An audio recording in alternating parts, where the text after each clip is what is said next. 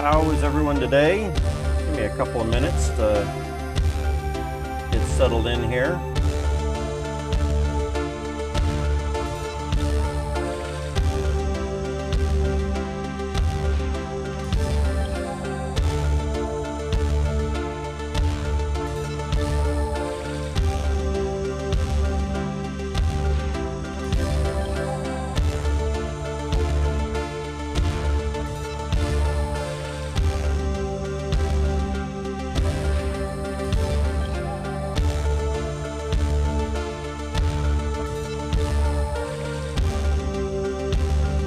Testing, 793.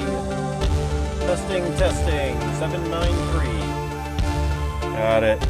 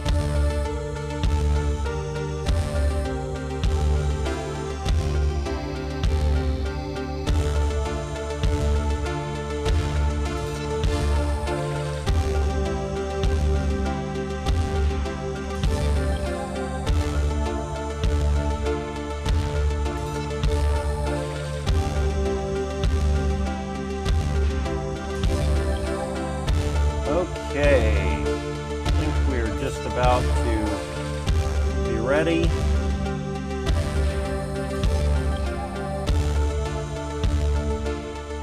Looks good. Let's hop over here. And what do we have going on? Just sent a message to Crypto Grady that we are getting started with the YouTube stream for the afternoon stream. We just did our 3-hour stream on Twitch in the morning. Took a couple of hours break over there for lunch. And now we are planning another 3 hours here on YouTube. And Crypto Grady wanted to look into setting up auto leveling for the waifu bot, and I thought I would offer him an opportunity for me to walk through some of that, maybe get some questions answered, maybe share my configuration file, and hopefully we can get him auto leveling, because when we were on stream, on his stream last night, it sounded like he had leveled dozens or hundreds of heroes again. Maybe there was a little bit of a backlog, and he's still doing that manually. That's just crazy to be leveling up that many heroes manually. Hey, Sardo, Fritz, how are you doing? Welcome back. How's your day going? And what are you up to this fine day? Let's see, let's go ahead and put into chat here. Good meridian. Whether it's AM or PM for everybody out there, I hope y'all are doing well.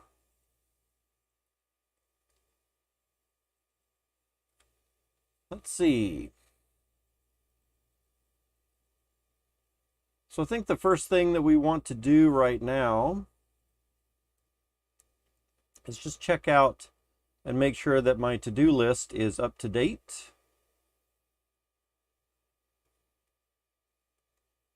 I think I've got everything set. Check out my spreadsheet here. And we went over some of this morning, but I wanted to check out a little bit more, adding something to the liquidity pools, which I think that I did. Priest gardening needs a crystal. We don't have any. Does the 808 community want to buy one or not? Yeah, so we already took care of that. I can take that off of the thing. Oh, a giveaway topic to Darlanta's Discord. Let's see about that.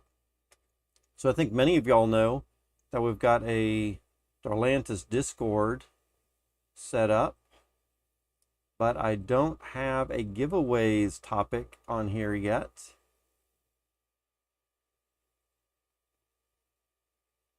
There is a play to earn section. There's a private giveaway, but maybe I should make that open to the public. And let's also just add another text channel in here. Oh, there's Crypto Grady trying to reply here on Discord. Let's just see what they have to say. Yeah. Okay. I don't like exposing private messages, so we'll just check in on that off stream there. Okay, let's go ahead and set up a new channel for giveaways. Giveaways. And it's going to be a text channel, create, and I think that'll be good. Down there. And we'll work on that a little bit later. So I do have on my spreadsheet, add a giveaway topic to Darlanta's Discord.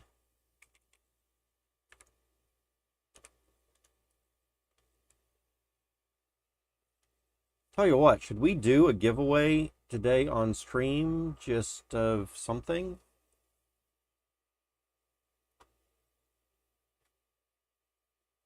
Not sure what would make a good giveaway that I have a decent amount of. Maybe we could give away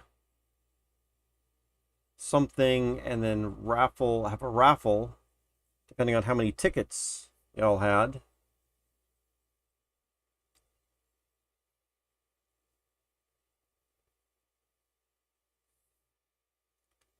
Maybe that would be the good thing to do.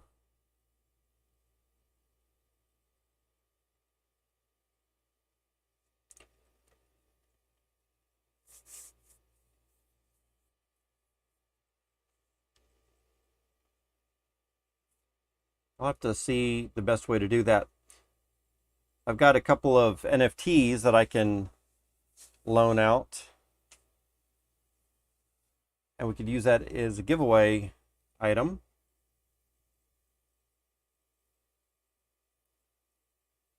Or we could use that as raffle tickets for something a little bit later. So let's see, we've added the giveaway topic to Darlantis. Choose giveaways. I think the next thing we're going to do is update this to say choose giveaways for Darlantis giveaway channel.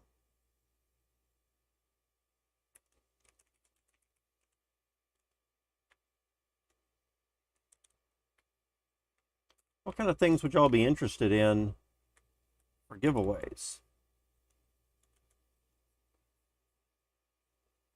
Let's see, edit channel.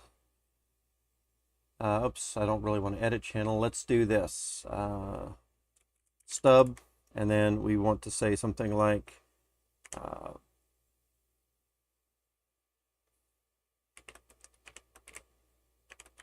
this giveaway channel can be used for upcoming giveaways. To the 808 community.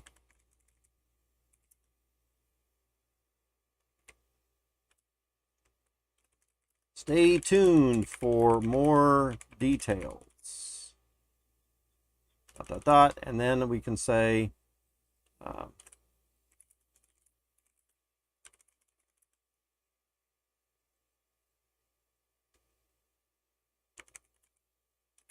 for the first giveaway, or actually let's just say what types of items would y'all like to see in the giveaways?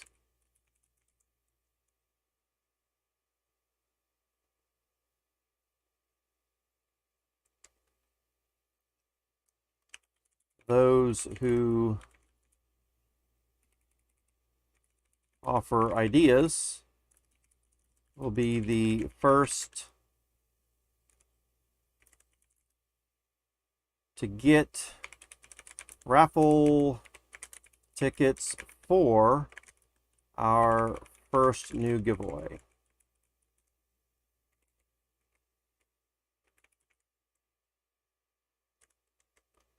So post below with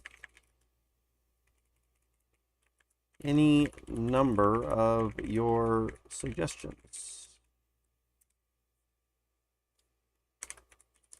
I'll start by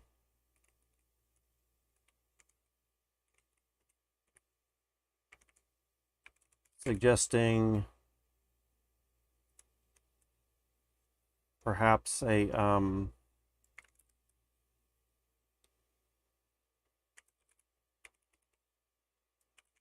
fresh new Gen 1 Summons from our Gen 0s.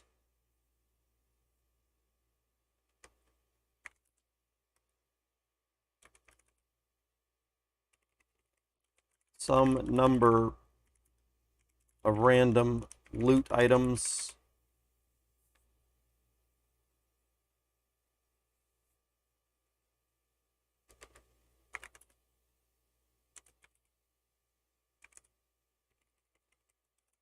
Some amount of jewel slash crystal.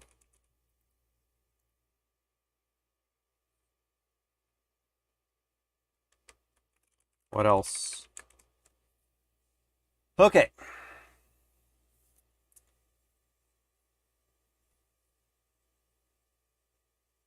All right.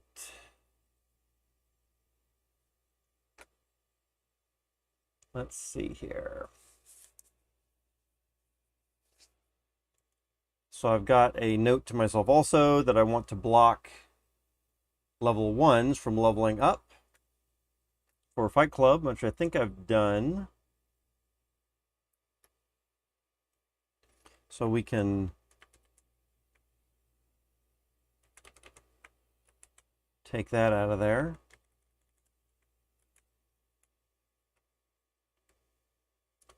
Let's see. I've got another note. The play to earn account. Might need to create a new sandbox account. We can do that later. Craft stamina potions for Galena. Need more gold. Yep, we have got lots of stamina potions right now. I think we got 40. That'll give us a week. How many stamina potions do we need to get her up to speed? Is anyone who's listening to me right now, have y'all done the math to find out how many quests need to be done for each of the levels?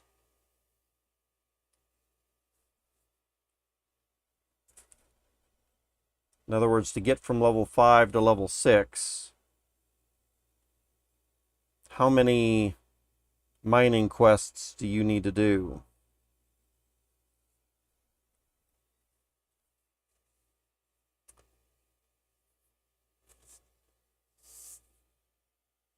Sardo says, not really, been ramping up only as of late. Yes. So let me pull over a little window here. So I've got this. Let's minimize this a little bit. So I've got this little thing over here where this little section is for Galena's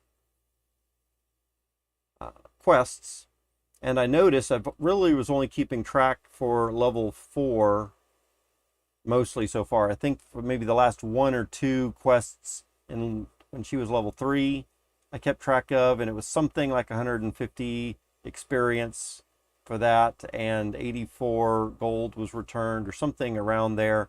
For level 4, which I did much better at keeping up with, she was getting about 155 experience for each quest and 86 gold.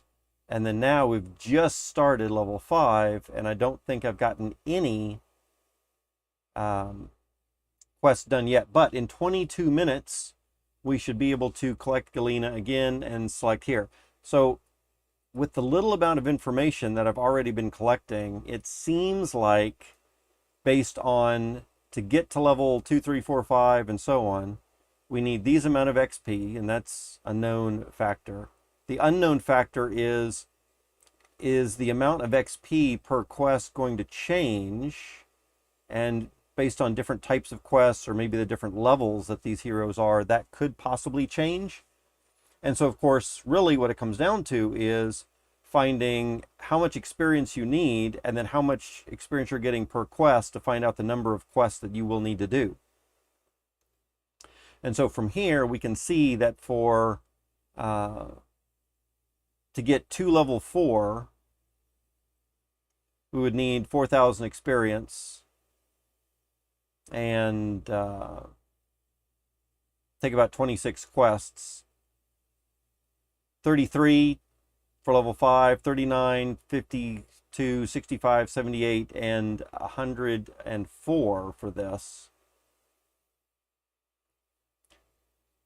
And so that adds up to be a total of 432. And if you figure, which I don't think is very likely for me to do manually, which I'm doing this one manually, but the maximum number of potions that we would need, stamina potions, would be that total number. As soon as we do a quest, we stamina her back up and get her back out again. And so we're looking at something close to needing 432 stamina potions over the time period from getting up all the way from level 1, which she was already level 4. But but anyway, that's a lot of stamina potions, right? 400. And here we still need to get these last few, and mostly, the higher numbers are in the levels to come.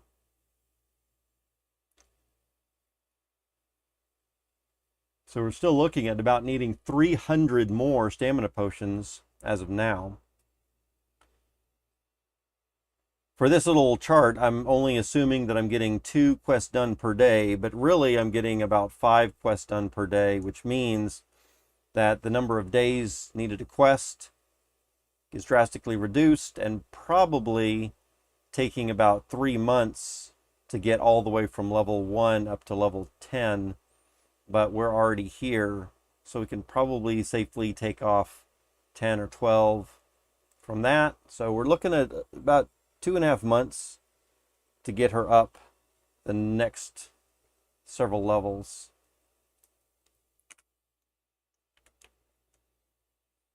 And then I've just started recently keeping track of the gold for mining quests when we're mining gold. And so it's interesting information. I don't know how many people keep track of all that kind of stuff.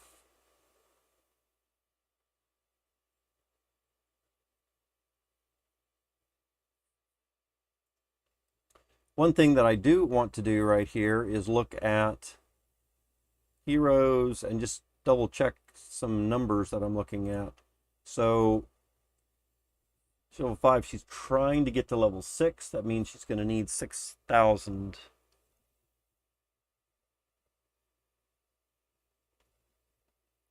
Yes.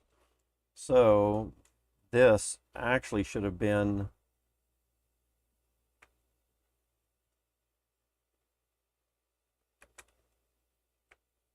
next on that other line.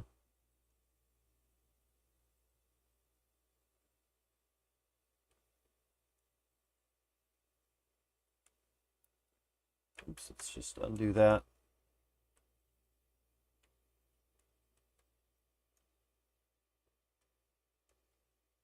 Okay.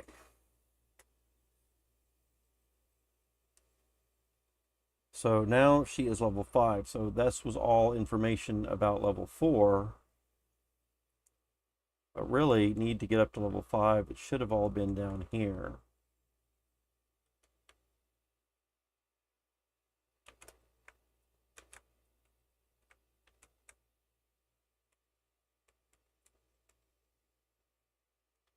So I need to make a little bit of adjustment.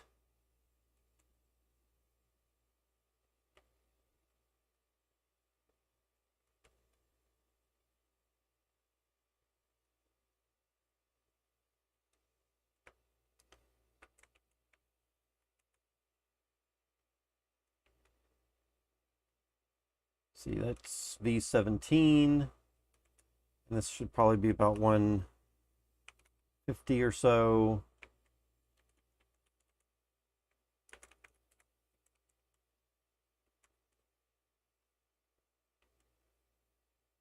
Okay, so we need 6,000 points to get up to level 6 from level 5.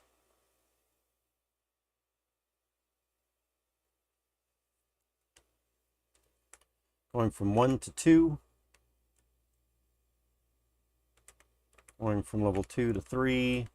Going from level 3 to 4. Going from level 4 to 5.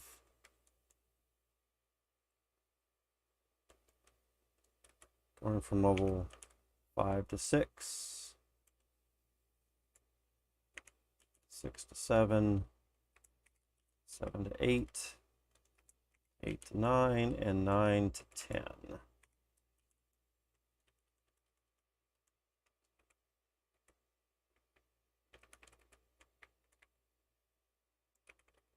Four to 5. 3 to 4. So, Sardo, if you are working on doing some stamina potions, is it just on one hero, or do you have multiple heroes that you're trying to do stamina potions on? And tell me a little bit about the heroes that you're trying to use stamina potions on. I'm kind of curious. For me, it's going to cost a decent amount of money to bring her up, right? So we're looking at about 300 stamina potions more than we already have right now. And I think those stamina potions are going to cost about $150. I think they're about 50 cents each, right?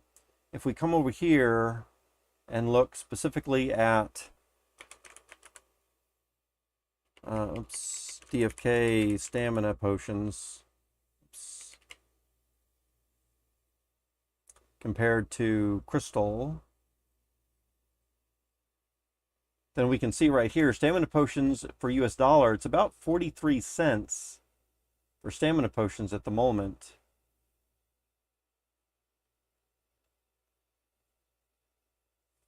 If we've got 43 cents times 300 of them, we're going to need about $120 worth of value to go into these stamina potions to get her up from where she's at now to level 10. And that is quite a few, isn't it? That's quite a bit of money to spend. If we multiply that by, or I should say divide that by 0.26 cents or something like that for crystal, you're talking about almost 496 crystal spent. Maybe that's not really a good use of the money. What type of value would she be able to bring back to be up to level 10 in 2 months that would make that big of a difference if it took 9 months to get her up to level 10? And really, already being a Gen 0, she's got a lot of value just in that. And I'm not sure if a Gen 0 level 5 and a Gen 0 level 10 would be worth 500 extra crystal, right? Maybe it could. Maybe we should check that out. What do you think? So if we come over to, and see, the problem is Gen 0s are just so much over the place. Sardo says, sorry, but I don't plan to use them. Do you feel like it's worth it? Yeah, man, it depends on what you're doing, right? So for this Gen 0 leveling up, I'm not really sure if it's worth it. We're kind of looking into that right now. Whether it's worth it or not, I'm not overly concerned about it. I'm not actually putting in new dollars to level up, but I am spending some value that I've been gaining, and that might mean that other things are growing slower if I'm not selling those back out. Like if I'm not selling the stamina potions instead, which maybe would be a better thing to do and build up more jewel and crystal value, right? My priority right now is to max my LPs. Yes, I think that is probably a better use of funds than stamina potions for a quick, except the only exception, I guess, that I would say is if there are some players out there that are really trying to maximize and be the first and the highest level here and get some of the highest level heroes for some of the games, like the duels or Fight Club or PvP from Wisdom Games coming up and all that kind of thing. If you're trying to be first to get to level 10, because those level 10, 11, and 12 heroes are going to really be sought after, right? There's not a ton of those. And if we go into the tavern as an example, and we look at the prices of these levels, so into the agent, and let's just say buy heroes, and let's just say floor, right? So reset. So floor heroes right now are 30 for just a bunch of things, right? 30, 31 crystal. And then instead, if we look at level 10s, and the only thing here is that it's a level 10, you're looking at 100 crystal right away for the floor level 10s. And 110 and 115. And I would say that these are probably not all that great heroes, other than the fact that they're level 10s, right? So we see here generation 3s, 2s, 4s. The amount of summons they have is not necessarily a lot. I guess there's a few of them with higher 7 summons or so. I'm actually surprised there's not more heroes up here with 0 summons left. I mean, we are looking at the floor, right? So it's not like any are less expensive than this. There are a couple of things, a couple of them with 0s. So then the next thing we could do on top of that is we could look at just the profession, which again is a small part, but monk fishing and wizard fishing, archer, all 3 of those happen to be fishing. Wizard, monk, and archer for fishing, if we take a look at that up here,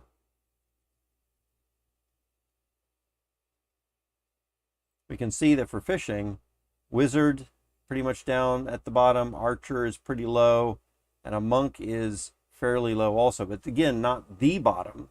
Dark Knight, Paladin would even be worse than those. But of course, Dark Knight and Paladin being a advanced class, maybe that boosts them up.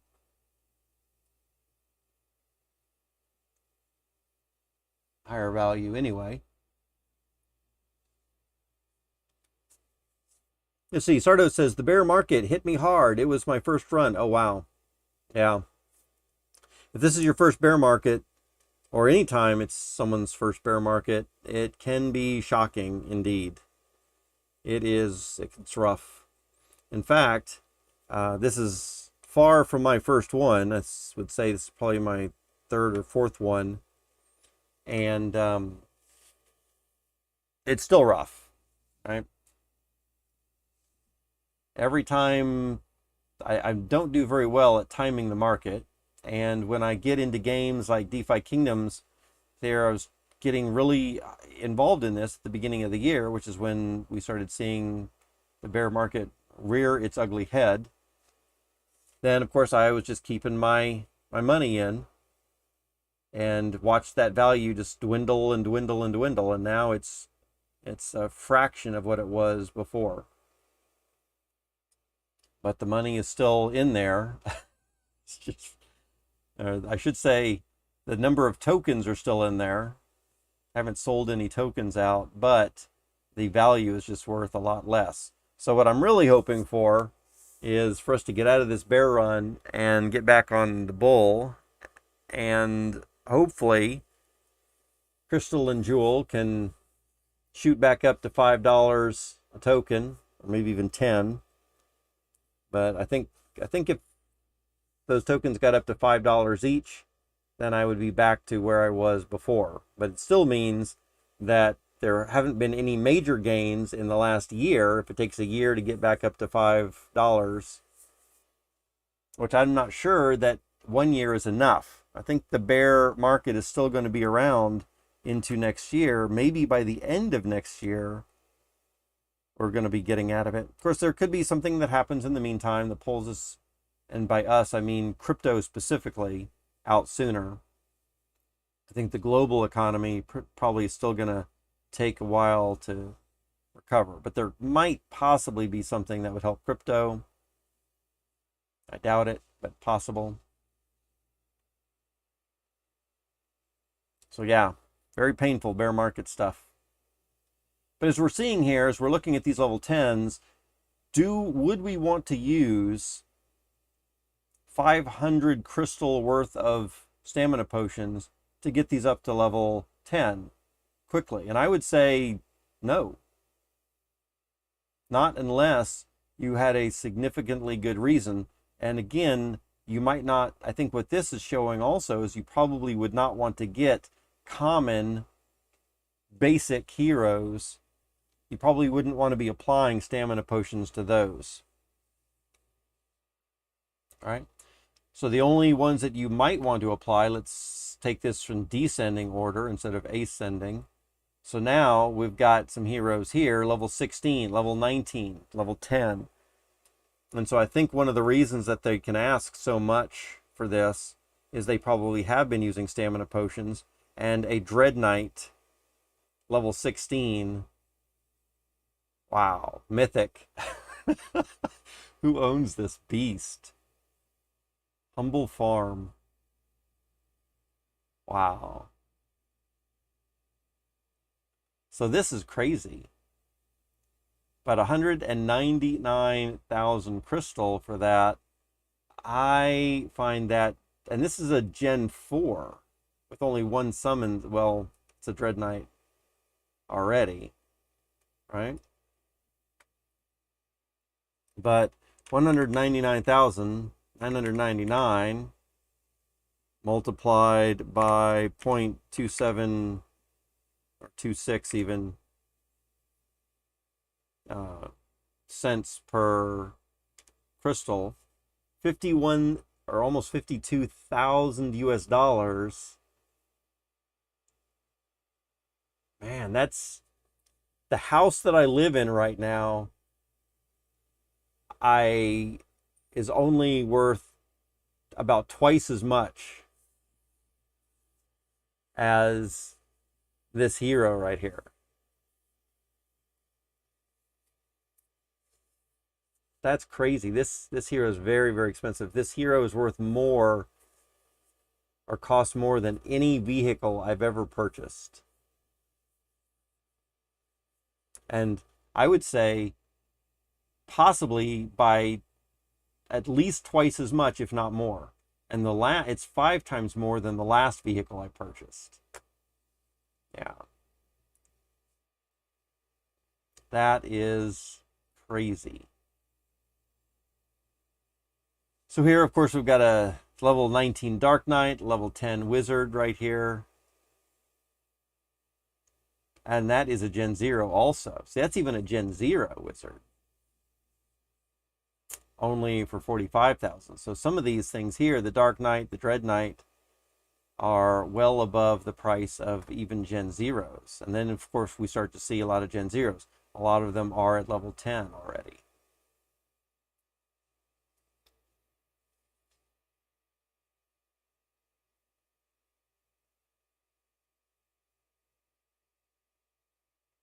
Level 11, level 10.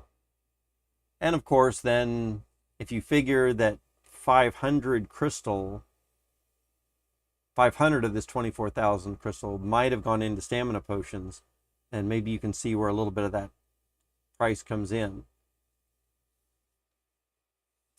And then if we were to look at Gen 0s just by themselves,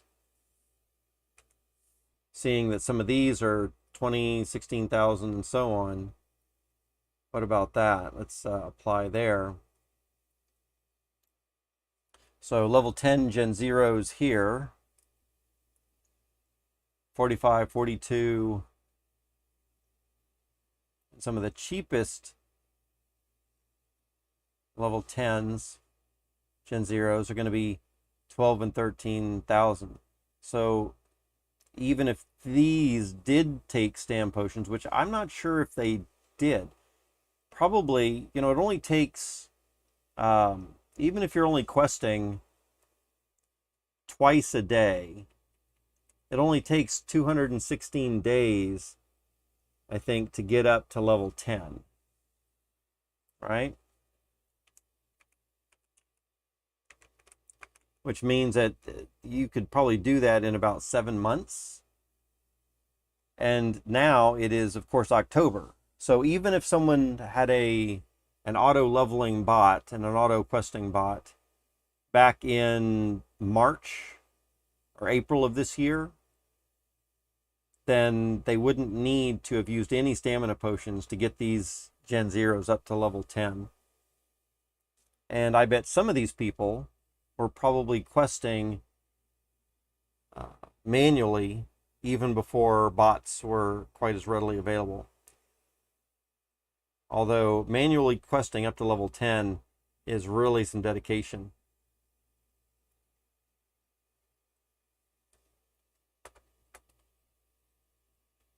All right, so we have a decently expensive task for us to get up there. If I decide not to use stamina potions, so now that Galena is a level 5, in fact, we should be ready right now to collect that hero.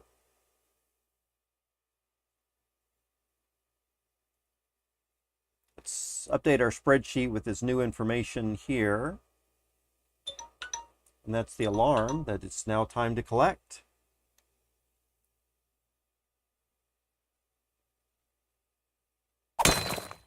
There we go. So this is our first return of the quest, being level 5. So let's go ahead and plug this in here.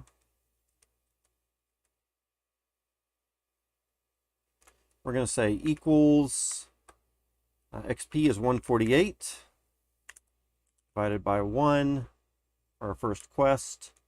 So there's what we've got, and over here equals 89.15 divided by 1. So that is a little bit bigger number of gold. So up all through level 4, or at the very end of level 4, we had 88.1. So now we're gaining an extra gold, or at the beginning of level 5. Our XP is pretty dang low still, but I have a feeling that this is going to jump up within the next time or two of questing. We'll see how that goes. And if we take a refresh on the page,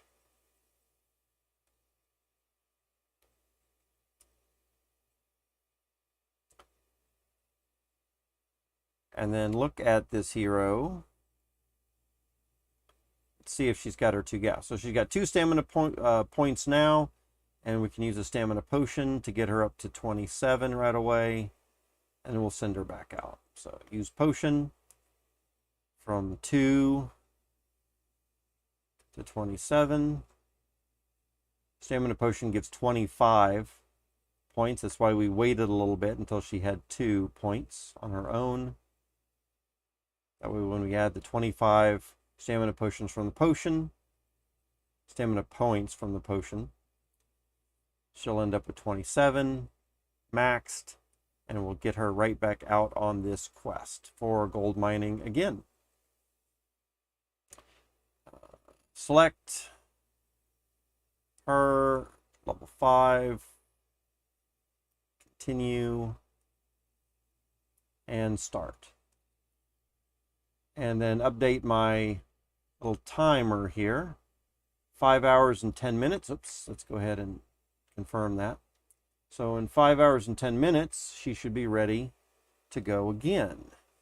And that's going to put it at about almost 8 p.m. my time, which is about the time that Sandwich Punch is going to be interviewing Coolio and Zelis for their DFK helper bot. I've even got a little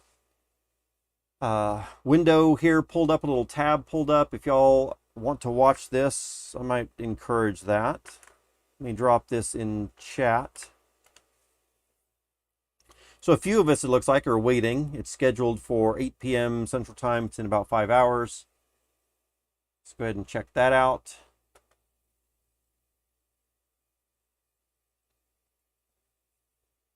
I'm just going to leave my screen there so it'll hopefully automatically click in when it's ready to start.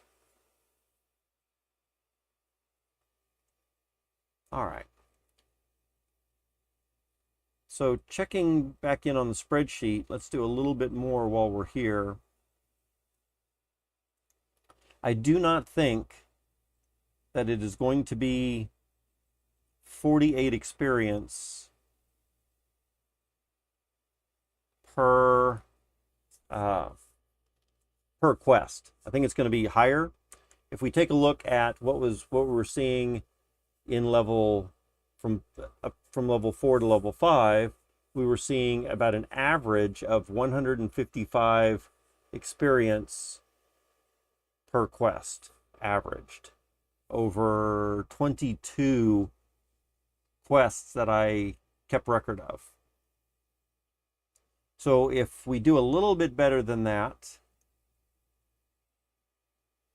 then that would be good. As of right now, if we keep doing 148 experience, it's going to take 41 quests for us.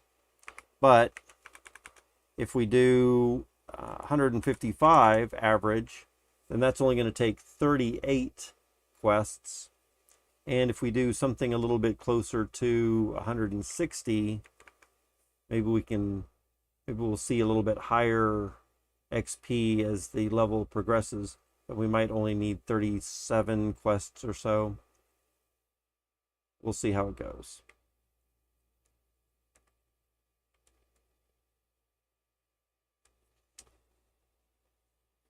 All right, so that's another piece of information we're tracking.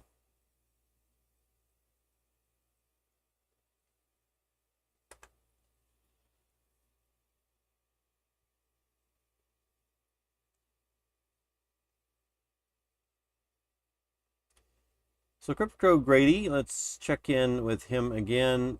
Let's just see what we've got over here. He says getting on in a minute. So that's fine.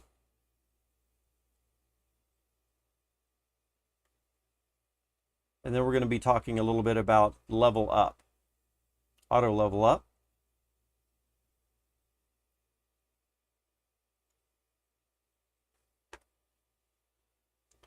For our bots. So maybe we can talk about that a little bit right now. We've got a couple of bots running, and a couple of the things, or some of the things that I've got going on here is for those level ones, I want to ignore those level ones. Some of these right in here, because I did not want the bot to level those up.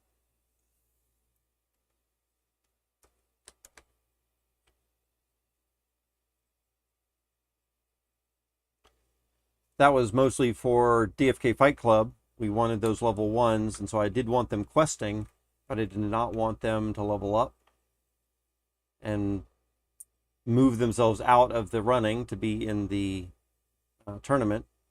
But we've got some other things going on here. Let's see if we can scroll back and see any things. So right up here, we've got a hero ID that is using the rule Pirate Gardening to level up. And so sent them for meditation. We're looking to level up vitality as primary stat, and then strength and dexterity as Gaia's blessing.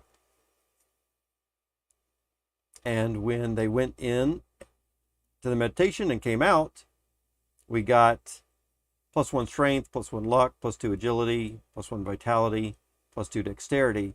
And that's not a fantastic roll. It's all, of course, random numbers. But it looks like only about 7 points total for that level up, which is okay. I mean, I've seen worse. But hopefully we can get more than 7 pluses. HP +51, mana +2, stamina +1 for that one. We weren't using any crystals this particular time. Scroll up a little bit more right in here. We see that we've got a warrior with gardening leveling up at that point. Again, warriors don't necessarily make great gardeners. If we look here, down near the bottom, so I don't want to use up a crystal for that. So for our warriors gardening, we're going to be using, or looking at strength first, because that's what warriors are really good at. And then dexterity, another thing that warriors are good at, and then vitality because of the gardening aspect of it there. And it looks like here we got maybe a few more pluses. 2, 3, 4, 6, 7, 8. So there's 8 pluses for that. It's not too shabby. We got a +2 in strength that we were looking for. We got a +1 in dex. and a +2 in vitality. So actually, I mean, that hit pretty well on the specific stats that we were looking for. So that's good. And anyway, we'll wait to talk about this more when Crypto Grady gets in. But this is the bot running for us and helping us do some of those auto level ups, so we don't need to worry about that too much.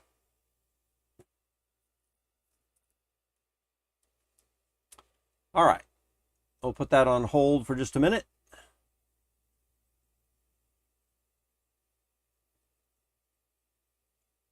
And let's see. The next things that we want to look at are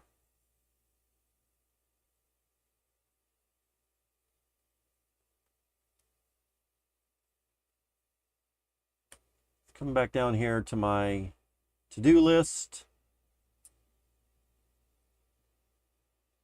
Crafting stamina potions, and also, let's see, I have a date here. I put in 100 milkweed and 10 crystal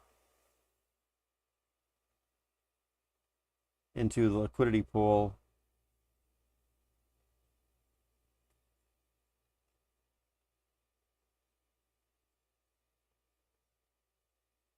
And that,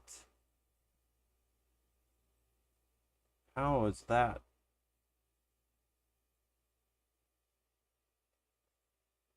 Plus 10 crystal.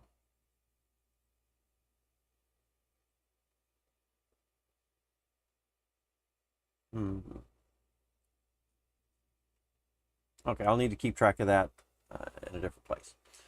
But we did go ahead and add a little bit to our liquidity pool over in the marketplace. Maybe what's something else I can chat with Crypto Grady about. He was a big proponent of liquidity pool stuff for a while. I haven't really seen much benefit in that.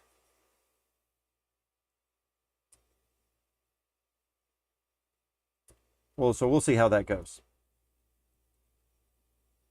But I've got a couple of items there. And let's check out our inventory here. A couple of eggs that I probably want to hatch sometime. At least one. Maybe we'll hatch an egg. I'm still missing, it's like page 1 and 8. Page 1 and 8, I'm still missing. Maybe I ought to do some more training quests just to try for those a little bit more.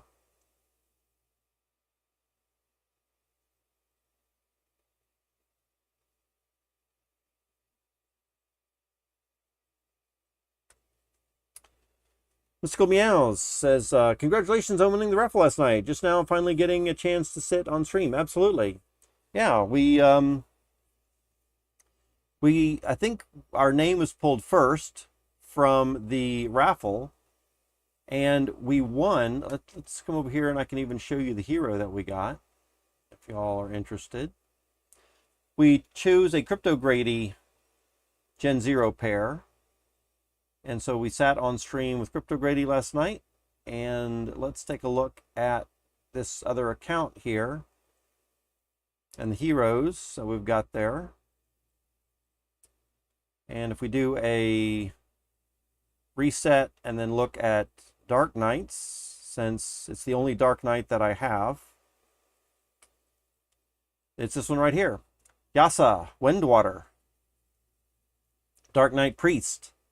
5 of 5 summons, level 1 Gen 1 uncommon, and flip that over,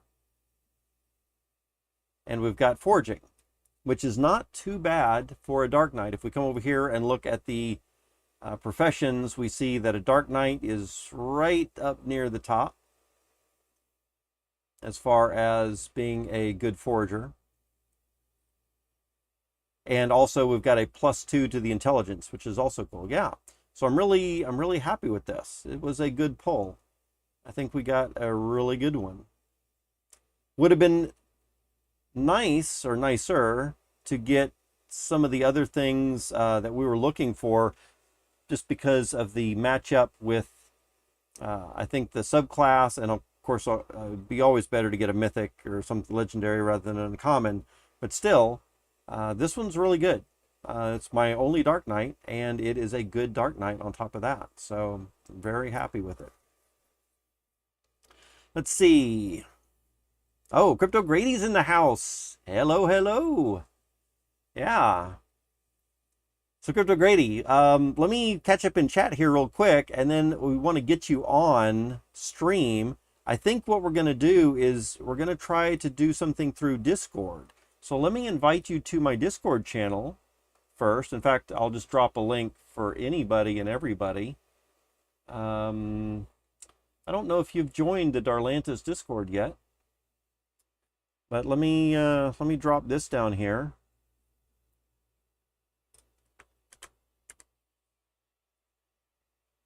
And then on top of that, I'm going to hop into my Discord under the voice channels for the lobby. And if you want to join that at any time, you can, and kind of test things out. And then I'll share a screen and some other kind of that stuff in just a minute. But at least for anyone who wants to join in, and this is going to be a common way that Crypto Grady, you and really anybody else, if they want to join verbally on stream, I want to try to have my stream open for anyone just to be able to come in, hop on, say hi. If they've got a question, maybe that's more easily expressed verbally than through a text message or chat message, then people can hop on and do that thing there. And people can hop. Sounds like we got a little bit of an echo there, but yes. Okay. There you are. Hey. Yes, I'm on. You can hear me. You are on. We can hear you. Perfect.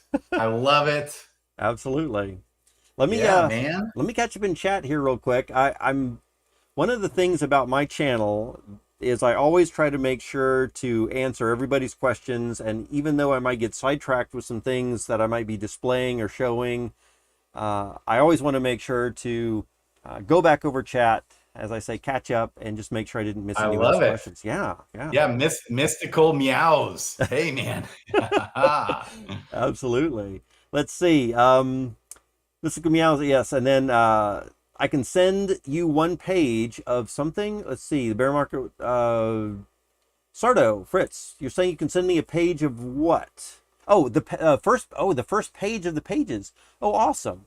Yeah, tell you what, if you're on Discord, then join my Discord right there and send me a message on Discord, a private message, and then I can send you the wallet address. And if there's a page that I have that you're missing, that I've got a duplicate of, I'll be happy to send you a duplicate of something that I have too. So let me just pull up my wallet again for those, and you can take a quick glance at that account.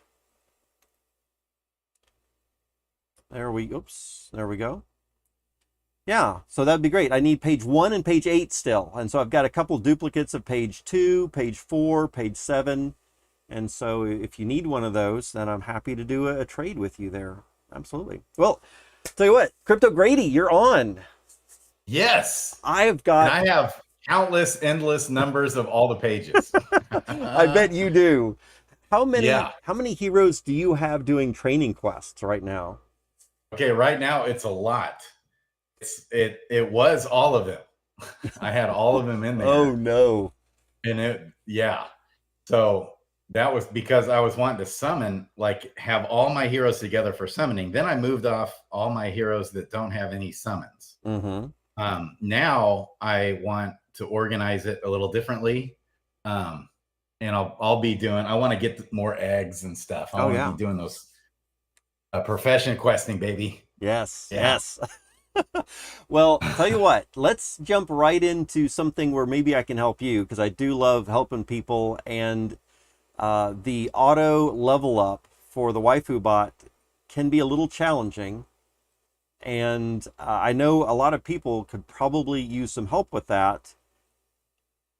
And really, I've got an interesting design. You might be able to kind of use it and tweak it yourself, but certainly if we can help anybody understand that better, I think that would be a great service to the community also, right? Yeah, absolutely. Yeah. And I'll share this. I'm sure Carlo's pumped. Mm-hmm.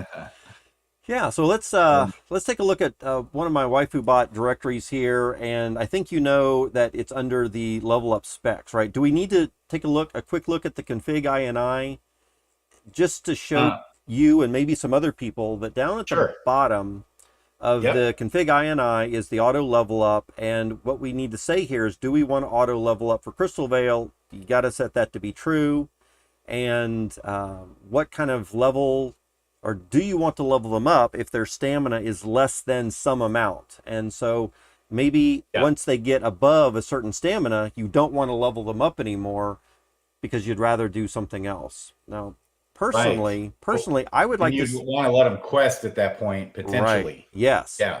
However, what I would love for Carlo to do is make an update to the bot. So right now, what happens is, like I have 10, the number 10 right here. And what would happen then is if the bot were to somehow let the hero get up past level 10, like maybe the bot had been stopped, for example, overnight, maybe the computer rebooted itself or whatever, and the hero continued to wait on the sideline, not doing any questing.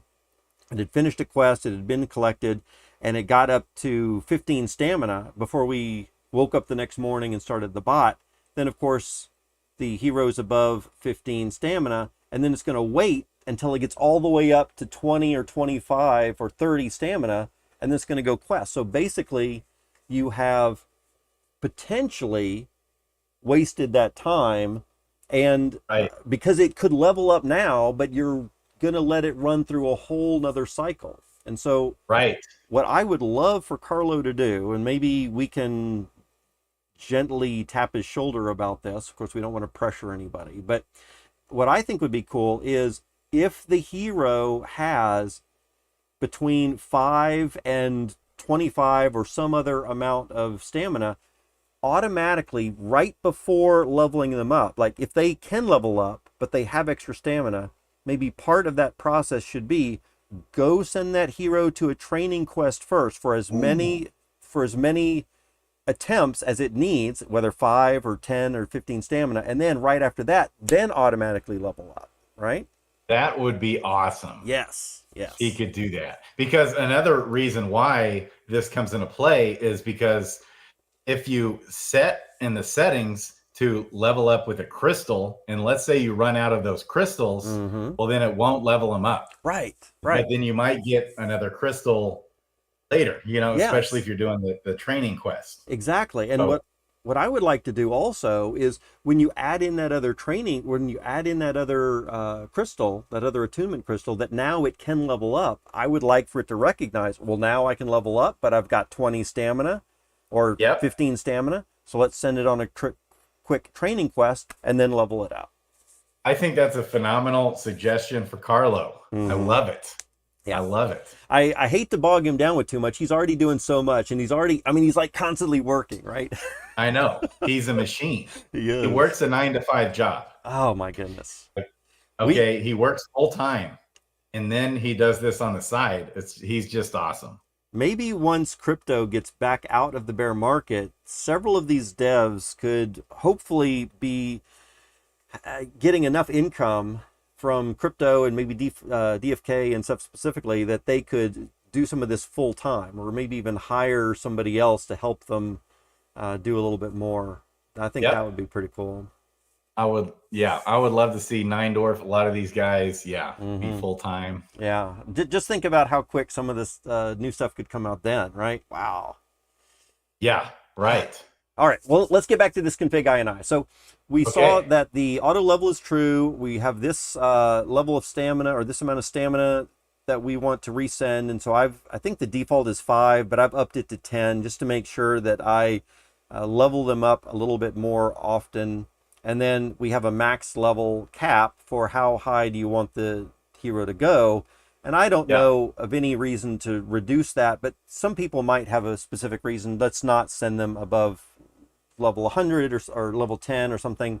What I'd love to see, though, is a per maybe there is a way to do this now that I think about it a little bit, but a per hero ID level cap, because one thing I wanted to do was make sure that a couple of my, like all of my level 1s, I did not want to level up before the tournament. That's right. That's part of the reason why I got so far behind. I wasn't wanting to accidentally level. Yeah. Right. Oh my guys. So let's get into, so once you have those little bits of information in the config INI, then it's up to the level spec text file to determine how you're going to level up. And Carlo, the level spec text file. Yes. Okay. Got it. And this is the one that you were wanting to modify. I can send you or anybody else my copy of this that I've modified and fine-tuned. And it might be a good template for y'all to start with, but I'd be very interested to hear what you, specifically Crypto Grady, and other prominent members of the community, maybe we can even fine-tune a really, like 3 good different level up spec sheets, and then provide, like, if this is your goal, then here's a good level up spec sheet. If you have this different goal, here's a different level up spec sheet you can use, and then anyone can customize that, but maybe we could provide a couple of really good samples, right? Yeah.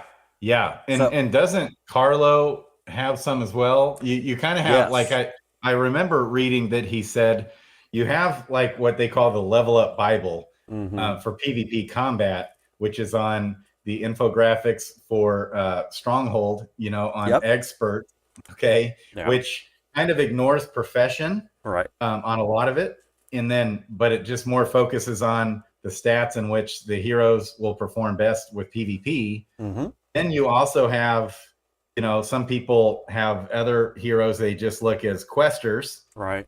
And you would just level up based off profession, I'm guessing. Yeah. And maybe throw on vitality. And if it's a gardener, throw on intelligence.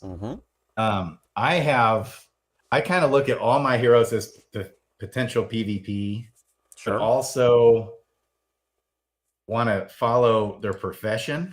Yeah. And so if you follow my channel, I've gotten I love this debate. Yes. And I want to keep the debate going because it's so important, I think. I do. But yeah, go. Sorry. No, you're fine. You're all good.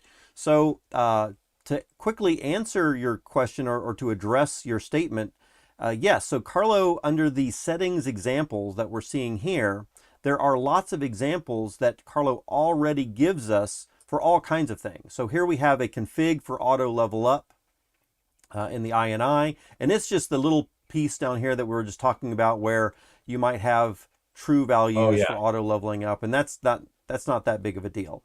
But then you have things down here. Let's see, level up spec example text, level up spec hero class, level up spec hero ID. And so let's take this first one here as something. And of course, he's got a lot of comments in these first few lines that I will go over in a moment. But then down at the bottom, here's the definition section. And this is one of the examples that he gives right here in blue, is that he gives in the comment section with mythics and perilous journeys being ignored and so on.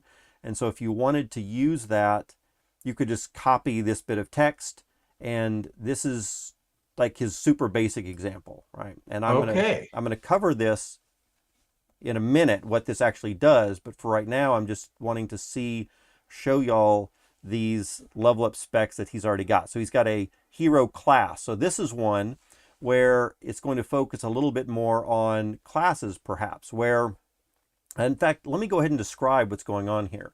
So the first thing to keep in mind about this thing is any line that has this little pound sign or hash mark in front, I think we know it's a comment. In fact, that's what is said somewhere in the notations here.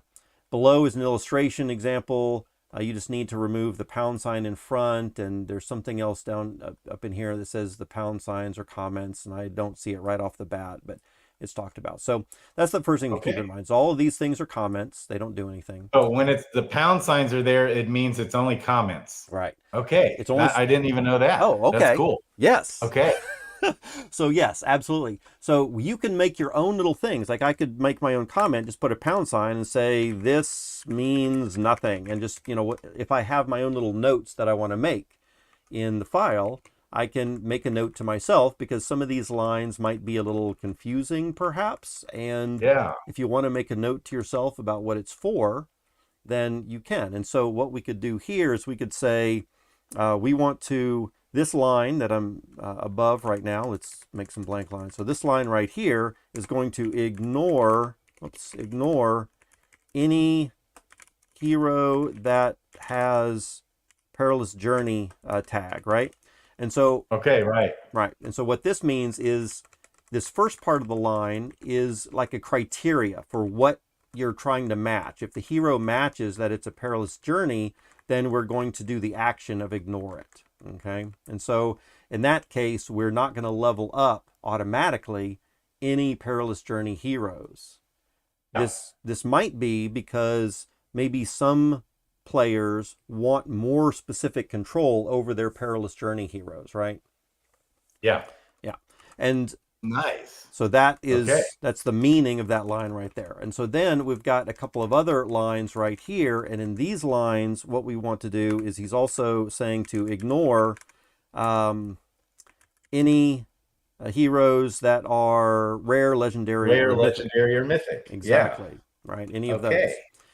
Because again, some players might want to level up these heroes much more specifically. And some examples of reasons that I think that some players might want to level up these manually is because, for one, some players love to actually see popping up on their screen the stats and all that kind of stuff, and then might like to take a screenshot of it and show that off in Discord or something like that. And so if you want to show that, then you might want to level these up manually.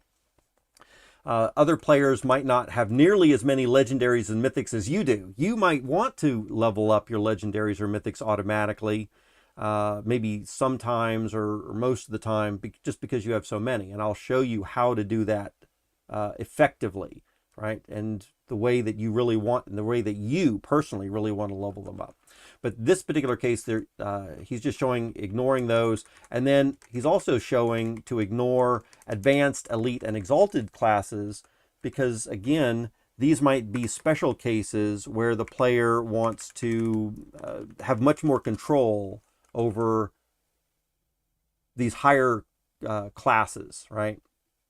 Yeah. And so what happens is, in this file, it starts at the top and then works its way down to see, do any of these things, let's undo that right there.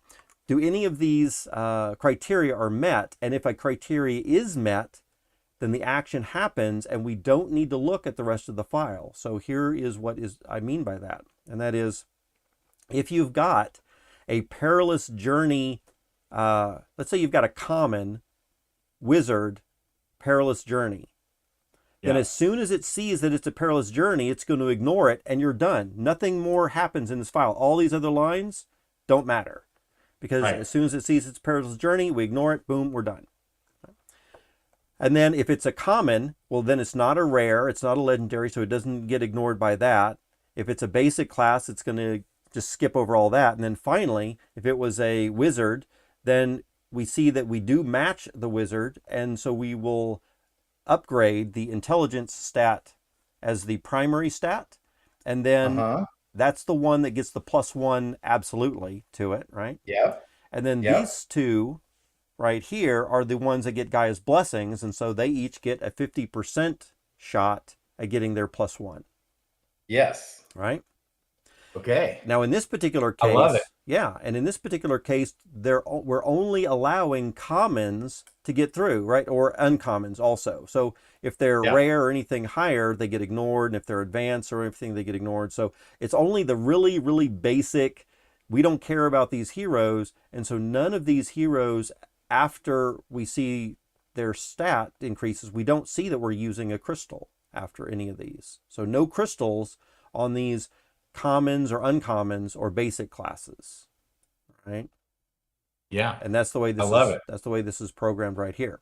So let's take a look at one more example, and then I'll show you mine specifically. So here's one that's based on a hero ID spec. This is one where you, or each of us, can control exactly which hero is going to be upgraded in which exact way. And this gives you, the player, the most flexibility in saying hero ID 27804 or 119356 is going to have luck as their primary upgrade stat, and agility and dex is going to be their guy's blessing. And in this case, we want to use a lesser fortune crystal to level that up. Yes, right? I love it. And then maybe, like what I did on mine, is I had specific hero ID numbers that were level 1 that I did not want to upgrade, but while I was upgrading my others. And so I just said, for this hero ID, ignore that hero ID that's a level 1 that I want to keep a level 1. That is so cool. Right? Now, do you have to put all of this in the same spot? Yes. Or can you? Yes. Okay. So this would go, you want to do all the ones you ignore first. It doesn't, and then do it doesn't kind really of like in that order, or does it even matter? It doesn't really matter too much, but I'm going to show you what I do. So now that you've seen some examples under the settings directory of what we've got, let me show you what I have here. So here's my level up spec that I'm actually using. And if we need to talk about these rules a little bit more detail, I'm fine talking to anyone about these, but just to tell you one more time, the rule comes first, then you have this little pipe symbol, which is right above the enter key, right?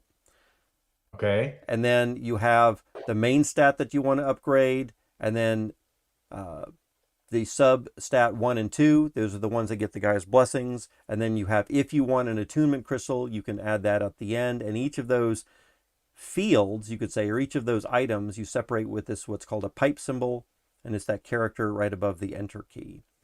And then you could say, under certain rule situations, whether it's class or a profession or something, you could ignore that as well.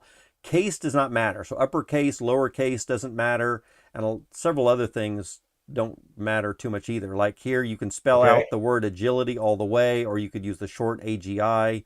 Uppercase, lowercase doesn't matter. You could spell out luck all the way, or use LCK. So it's very flexible in how we could do it. So let me show you. Nice. Okay. So here's the example that Carlo gives before I get into my specific thing, that this is a much more illustrative example with an explanation below. So here we see, ignore all mythics. First thing, all mythics are ignored. Don't need to look anything else about those. Perilous journeys, ignore all of those as well. So the only thing that we get here is for dragoons of any type, whether it's legendary dragoons or common dragoons, as long as they're not mythic and as long as they're not perilous journey, which would have been ignored, but any other dragoons are going to have their strength upgraded +1, and then the guy's blessing, vitality, and agility, and then we're going to be using a lesser might crystal on those. Yeah. Sages get intelligence, and then wisdom, agility for the guy's blessing, and then a wit crystal. Now notice this is not a lesser wit crystal, but this is a full wit crystal, right? So lesser, if you want to use that, or maybe someone really wants to beef up that sage a lot with a full-blown wit crystal, or of course you could even use greater wit crystal if you were doing that as well, right? Okay. Of course you would need those. So go ahead. Are you able to factor in the subclass at all? You can. Nice. And so again, let's come back over to the settings examples. Oops, not the settings examples. The all keywords for level up. So in the WaifuBot directory, there's an all keywords for level up, and in here you can see you can do things based on main class. So these are all the main class words, and you do have to spell these correctly. So sometimes I might even encourage a copy and paste instead of typing it yourself. Because I have seen, because I will misspell some of those. I have too, and I have seen some people spell summoners SOMMONER. And so again, you want to make sure you're spelling it right, or there might be an issue. So copy and paste. Here's for the subclass that you were just asking about. So just put sub dash and then something. All right. Yep. Okay. Yep. And then here we've got basic for our advanced elite for our classes, professions are listed, rarities are listed, and generations. So maybe you wanted to do something based on generations as well. Oh, Only up to generation 9. Elements. So let's say you wanted to do something specific about elements. Level up interesting. based on certain things with elements or backgrounds, or if they're shiny, or genders, or perilous journeys, or green stats, blue stats. So all of these things, Carlo gives us a great example for, or at least the ability to level up or have very specific things we do with these things right here. And all of these keywords can be found in the file, all keywords for level up. And I'm happy to help you or anybody else out if you're trying to formulate one of these lines and say, well, this is what I want to do. I've got this hero right here. Rock, how would I create a line that does that? And I'll show that to y'all in just a bit.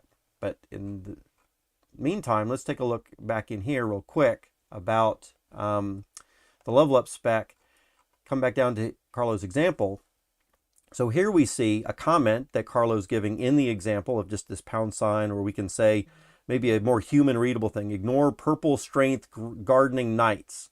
So this is a comment that we have given to ourselves to say what this next line is actually going to do. We want to take the action of ignore when we have multiple criteria. So again, the rules that we have in place, gardening is the profession, knight is the class with a blue strength and a green strength. So it's got to have blue and green and a knight and a gardening. All of these things have to match. And if you have any heroes that match all of that, then maybe we want to ignore and don't level this one up. And then we have ninja gardening, knight gardening, advanced gardening, and so on. So the thing that's interesting about this little section right here is if you've got a ninja gardener, you'll definitely level up with this line that we've got right here. If you've got a knight gardening, you're going to level up with this line. But if this one is, if it's not a ninja and it's not a knight, but it is some other advanced gardening, then we're going to ignore it. But the thing to keep in mind is it goes from top down in this file. So if you do have an advanced gardening ninja, you might think, well, hey, it's an advanced gardening hero, I should ignore it. But it's not going to be ignored because it's going to find that it's a ninja gardening first in the file. As it's coming down, the first thing it sees that it matches, oh, there's a ninja gardening. Boom, it's going to level it up with this agility, luck, dex, even though it might be advanced. So the order of the lines in this file could be important. So it'll only level up ninja gardeners that are in the advanced class. Only ninja gardeners will be leveled up in that scenario. I love it. Yes. In this scenario, it's not pretty. Can you? Is it able to see the abilities? No. At all. No. But now it can't see the abilities, but you can. And right in here, I'm going to highlight this. If you know that hero ID 936 or 1024 is the hero that has these special abilities, then you can give that specific hero ID number a very specific set of criteria to level up, and even use a very specific crystal to level it up with, right? Okay, and for the Crystalville born heroes, do you have to put the 10000 in front? You do. So let me come down to here and show you. This is my actual file right here. So what I have is I have some comments. So I've got a little comment to myself that says, these are for Fight Club, keep them level 1. And I've got another comment for myself that has the name of the hero, that it's a level 1, that it's an archer wizard. And then here is the Crystal Veil number with the trillions mark, and I want to ignore it. That's a level 1 that I don't want to level up. Ignore this level 1, ignore this level 1. So these are the hero ID numbers that I brought into the Fight Club that I wanted to ignore. And I just ignored them based on specific ID numbers right there. And I just ignore. And then they didn't level up. In fact, if we look at my bot right now, you can see right here, it says ignore level up hero for 24,370, right? ignore hero for 28, so they're still being ignored for level up. And that's these heroes right here, 28,615, 26,440, 28,837. They're still being ignored because if Fight Club has another baby cup or level 1, which I think they will, there was something talked about weight classes. You might have seen a video, maybe you were even involved in the video about weight classes. But if they're going to continue to have level 1s set aside as a specific weight class, I want to not level up these pretty good heroes that I can take in again and again in the future. All right, so I love it. Yeah. So first things first, in this file, I'm ignoring the level 1s that I want to keep as Fight Club, right? And you might have level 5. So like when Fight Club comes out and says, all right, some heroes, or there's going to be a weight class for level 5s or level 7s, then you might want to say, ignore those specific heroes and don't level them up anymore because they're already at the levels that we want, right? Yeah, okay. Yeah. So the next thing I have is I have my Gen0s. And in fact, let me copy and paste this over to you. Or actually, let me just put these into chat. Okay. So what I want to do is give you my Gen0 IDs. And of course, I guess anyone else can have them too. I guess anyone could look them up technically. But I'm going to give them to you here in chat. And eventually, I'd like to kind of maybe do something with you. Maybe we could pair up for some reason and try to do a joint summons where we are using each other's Gen0s, one from you, one from me, to maybe provide something for somebody. Absolutely. I love it. And could you copy that whole spot of all your Gen0s and send it to my Discord? Oh, I'm going to give you this whole file. I'm going to give you this whole no, big not thing. The whole file. Just copy the Gen0s part of this. Yeah. Or the whole file too. Yeah. Actually. Yeah, sure. I will. Because if you do the whole file, it'll give me something to look at. Yes. As another example, essentially. Absolutely. And notice that I have a comment here. It's very easy to tell. If I send this whole thing to you, you'll easily be able to see these are for Fight Club. And then I've got a bunch of blank lines.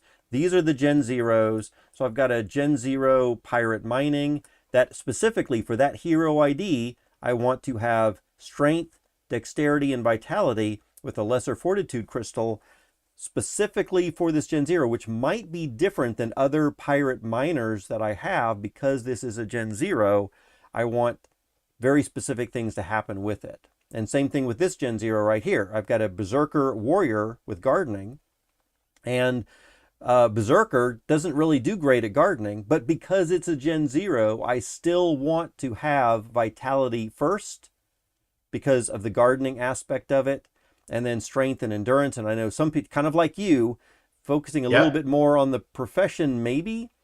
I think a lot of people might not agree with that, and I'm flexible about this, opening to hearing other people, but this is what I've got for right now. And then also, this is the most fun conversation I love to have. Yeah. How to best level our heroes. Exactly. And I don't think there's a right or wrong way necessarily, but I know you can never go wrong getting more vitality. Yeah. And that's one of the reasons also that I've got vitality there first. And then because we generally might want for a Berserker strength and endurance, I've got those. And we always want to be using some kind of crystal. Maybe even I should not be using lesser might crystals with my Gen0s. Maybe I should be going for a full might crystal, or maybe even a greater might crystal. I just not sure I can afford those right now. So they're doing lessers for the moment, but we could change these to be full-blown might crystals or even greater based on the hero IDs later on. So for maybe the next couple of levels, this is fine. But then 2 or 3 levels later, we can always come and change this stuff later, right? Right. I love this. And because I've got a comment here, it's really easy for me to find the name of the hero, because I oftentimes call them by their names. And it's easy for me to say, oh, Galena, I need to go and do something with her and change her up a little bit. Let's focus a little bit something different, or let's give her a better crystal. And I can easily see that in my file. And then there's the line for her right underneath. So I've got the name of the hero and then the line for that hero underneath, right? I love it. Yeah. And so okay, so you've got a pirate, you've got 2 Berserkers and 1 Seer. Look at this though. Seer, gardening. Ooh. right? A full breed. That's Full. not subclass. That's recessive No, one. no, no, no. This is subclass. So seer Okay. primary and seer subclass, gardening profession. Which is So awesome. yeah, so that should be a pretty good one. I've got this one for rent right now in the tavern, that has not rented, by the way. Ooh. So it's interesting that no one's scooping that up. But whatever the case is, then of Okay. course these others. Here's a berserker warrior gardening, and here's a berserker wizard mining.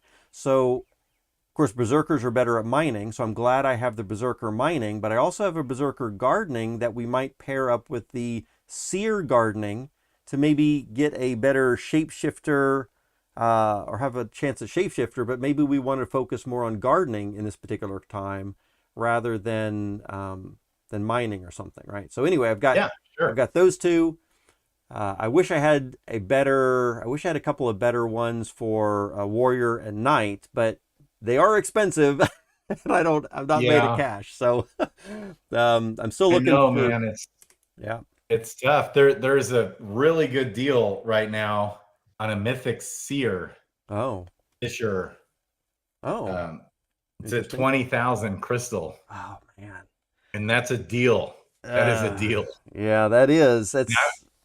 I thought strongly about buying it, but man, I'm just too. I am I've too. like way overextended myself I've already. extended myself pretty far too, so I don't Yeah, think I can do that now. But I am keeping my eye on the Gen Zeros in the future, and maybe a couple of months later I'll be able to. Anyway, let's get back to this. So yeah, after the Gen Zeros, which I've got in a little bunch of spaces in front and below to kind of help me organize my thoughts, then I've got special cases where I might have very individual hero ID numbers that might not follow my what I'm going to call a default, and I'll show you the defaults in a little bit. So this specific hero, Muldbrook Warrior Fisher, but he has a blue endurance, or in this case, this Pirate Fisher already has a really high luck. And I was like, well, if this Pirate Fisher, which generally I probably wouldn't care about too much, but if they already have a really high luck, then maybe let's yeah. focus them a little bit more on luck, right? So we're doing strength, but then also dex and luck instead of dex and something else. And maybe I'm Okay, giving them a fortune crystal, which I wouldn't normally give a pirate fisher a fortune crystal necessarily, but maybe I'm okay. doing that just because of this one special case. And again, just to point out to you, you can have very special cases for each hero ID that you have. That's And so cool. yeah, okay. So then what I've got is I've got a couple of catches right here. Gen Zeros ignore, Legendaries ignore, Mythics ignore. And so what happens is if any of these are matched up top, those get activated, right? So we're going to activate these Gen Zeros, of course, and do what we need to do for these Gen Zeros. But if I buy a new Gen Zero and stuff it into this wallet, then I don't want that other Gen Zero to do something to level up with something silly down below this. These are Okay, what I'm going to call defaults, and we'll talk about those in just a minute. But I don't want a Gen Zero running through a default, and I don't want a legendary or a mythic going through my default stuff, because these might not really be all that great, right? And so I want to be right. very careful. That's so cool. So So I'm in it'll read the ones above that ignore first. yes, So those will your current Gen Zeros will level up. yes, Yeah. and all of these special cases will level up as well, and these level ones get ignored because they're all based on specific ID numbers. So then any new legendaries or any new mythics or any new Gen Zeros, let's not level those up.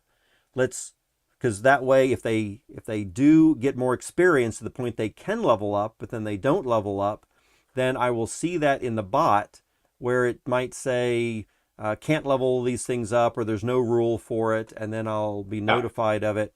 And then I can say, oh, I forgot I just dumped a new legendary in there, or maybe I don't know, I win one somewhere and someone drops one in my wallet for some reason, right? Right. And And one shows up in your wallet. Yeah. and so I don't want those things leveling up without my express permission of what we're doing with it. So I've got some ignores to catch some things that I might regret later. And then below this, I've got all of what I call the defaults, and I've spent I spent maybe 2 hours putting all of this together, which is why I think it might be nice to share with you specifically and Yeah. maybe a couple of other people so y'all don't need to spend 2 hours doing this. So what I did is archers, berserkers, every single class that we've got, I have a default, right? And so, Oh, awesome. yeah. And so Yes. what this does is I've made a little comment for myself right here about archers and a little comment about berserkers. So I, as kind of a new player, can keep in mind that archers have the best dex. They have 80, a top of 80 dex. That's their Yeah. primary stat. And then their next stat is endurance at 60, and their next stat is strength at 55. So I can easily see the top 3 stats of each of these. So for the berserker, they have a strength of 80, a vitality of 65, and for endurance, or their third place, it's tied for endurance and dex. So I've got both endurance and dex shown here, that's tied for third place. So I can easily, as I'm making my rules down here for the berserkers, I can easily reference this and don't have to look at any other pages. Also, after the stats for what an archer is the best at, I have a slash symbol just for myself. Again, this is all on the line with the comment, so this doesn't really mean anything. It's just for me to read myself. Yeah. And I see if they have a profession that's over, I think my cutoff was 110. So if they've got a profession with a value of 110 or more, I put those in here. So foraging 120, mining is 115. And so archers' best profession is foraging at 120. Their next best is mining at 115. And then fishing and gardening are below 110. And so I said, well, let's not give those crystals. So notice that here for archer fishing, we do dex, endurance, and agility. And I focus a little bit more on agility, just like you, in a way. Yeah. Give it a little bit of a chance because it's more of a fisher. And here, for an archer gardening, it's dex and endurance, but a little bit more vitality because of the gardening there, right? I love it. So kind of like you, I slightly focus on these that might not be great at their professions. I slightly give them a little bit of an edge just because they're not going to be good anyway at these. Let's give them a little bit more. There's something I thought of recently, though, that says that maybe if these are that bad at these professions, maybe we should just not focus on those professions at all for these two specifically, but instead make them the absolute best archers they can be and totally disregard the profession for these professions that they're worse at. And for these professions like foraging and mining that they are better at, maybe for these professions we would want to focus a little bit more. Like here I have the archer for strength for mining and the archer strength and endurance for foraging. Notice that here for the forager, even though it would be good to maybe have intelligence and dexterity, I'm already doing a bonus on dexterity, but the intelligence might be so bad for archers, and I don't remember if it is right off, but the intelligence... It's 40. Yeah, 40 for archers, So in this particular case, what my thinking was, like I said, I spent 2 hours going over, let's find this chart. This chart right here.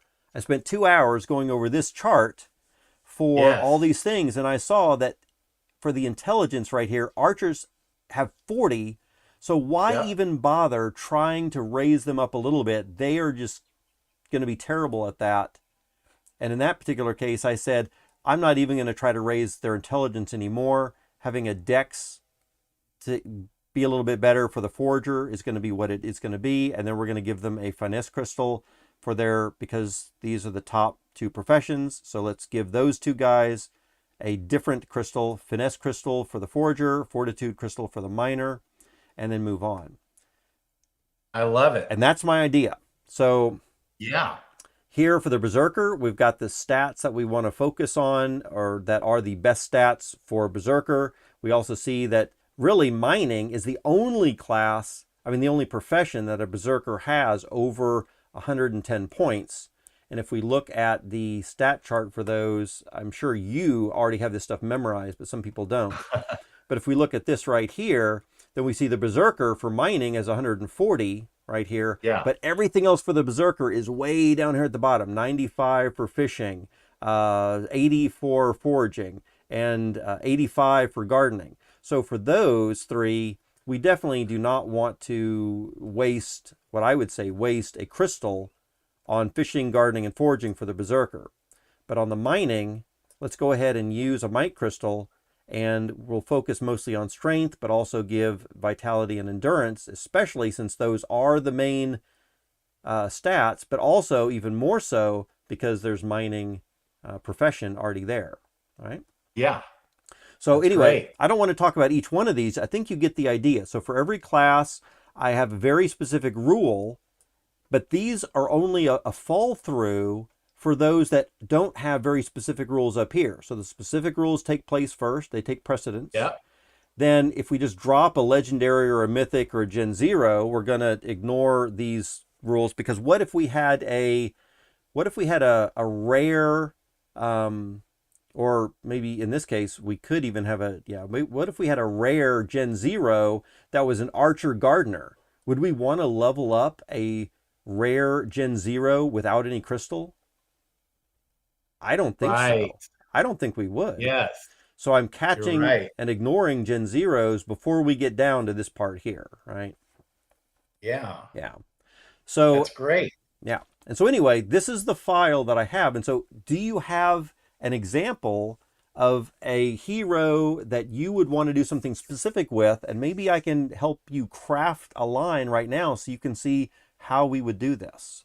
Well, okay. Just from a big picture perspective. So one monkey wrench that's thrown in for me is the crystals are more expensive now. They are. And they're less of a drop rate. Yes. So I've had all my heroes questing profession quests, and it doesn't even come close. Really? And so my one of my rules that I've always used is always use a crystal when leveling. Right. And I do it for all of them, for all the heroes. Yeah. But I can't really do that right now unless I want to spend a fortune. Right. So, and I would be driving up the market so bad. Yeah. So crystals. So you see right here, there's just not a ton of liquidity. There's not a ton of crystals. Right. They're being used more now because there's the drop rate is significantly less. Really? I wasn't tracking those, but I'm going to trust you. Yeah, I voiced it as well on the chats. Like, hey, what's up here? I think they've kind of been tweaking it. But a big thing I look at when using crystals specifically, which I generally always use a crystal, but not lately. Yeah. Which is like, man, I've had to level up probably 100 guys without a crystal just this week. Yeah. And so I look closely at the subclass. Right. Because that's what a crystal is going to more likely help is the subclass. And so, like, for example, if I have an archer subclass, I'm likely to use a dex crystal. But let's say the archer subclass, let's say blue is on endurance, like you have there. Well, the endurance is also potentially even going to be more than 20% in the subclass. Sure. You might want to do endurance instead. Or if a stone was used, that can impact things as well. Yeah. But I also do look at the main class as well. So it's tricky right now. But for simplification right now, I am not going to be able to use crystals for all these, especially since I summoned 300 heroes last week. Woo!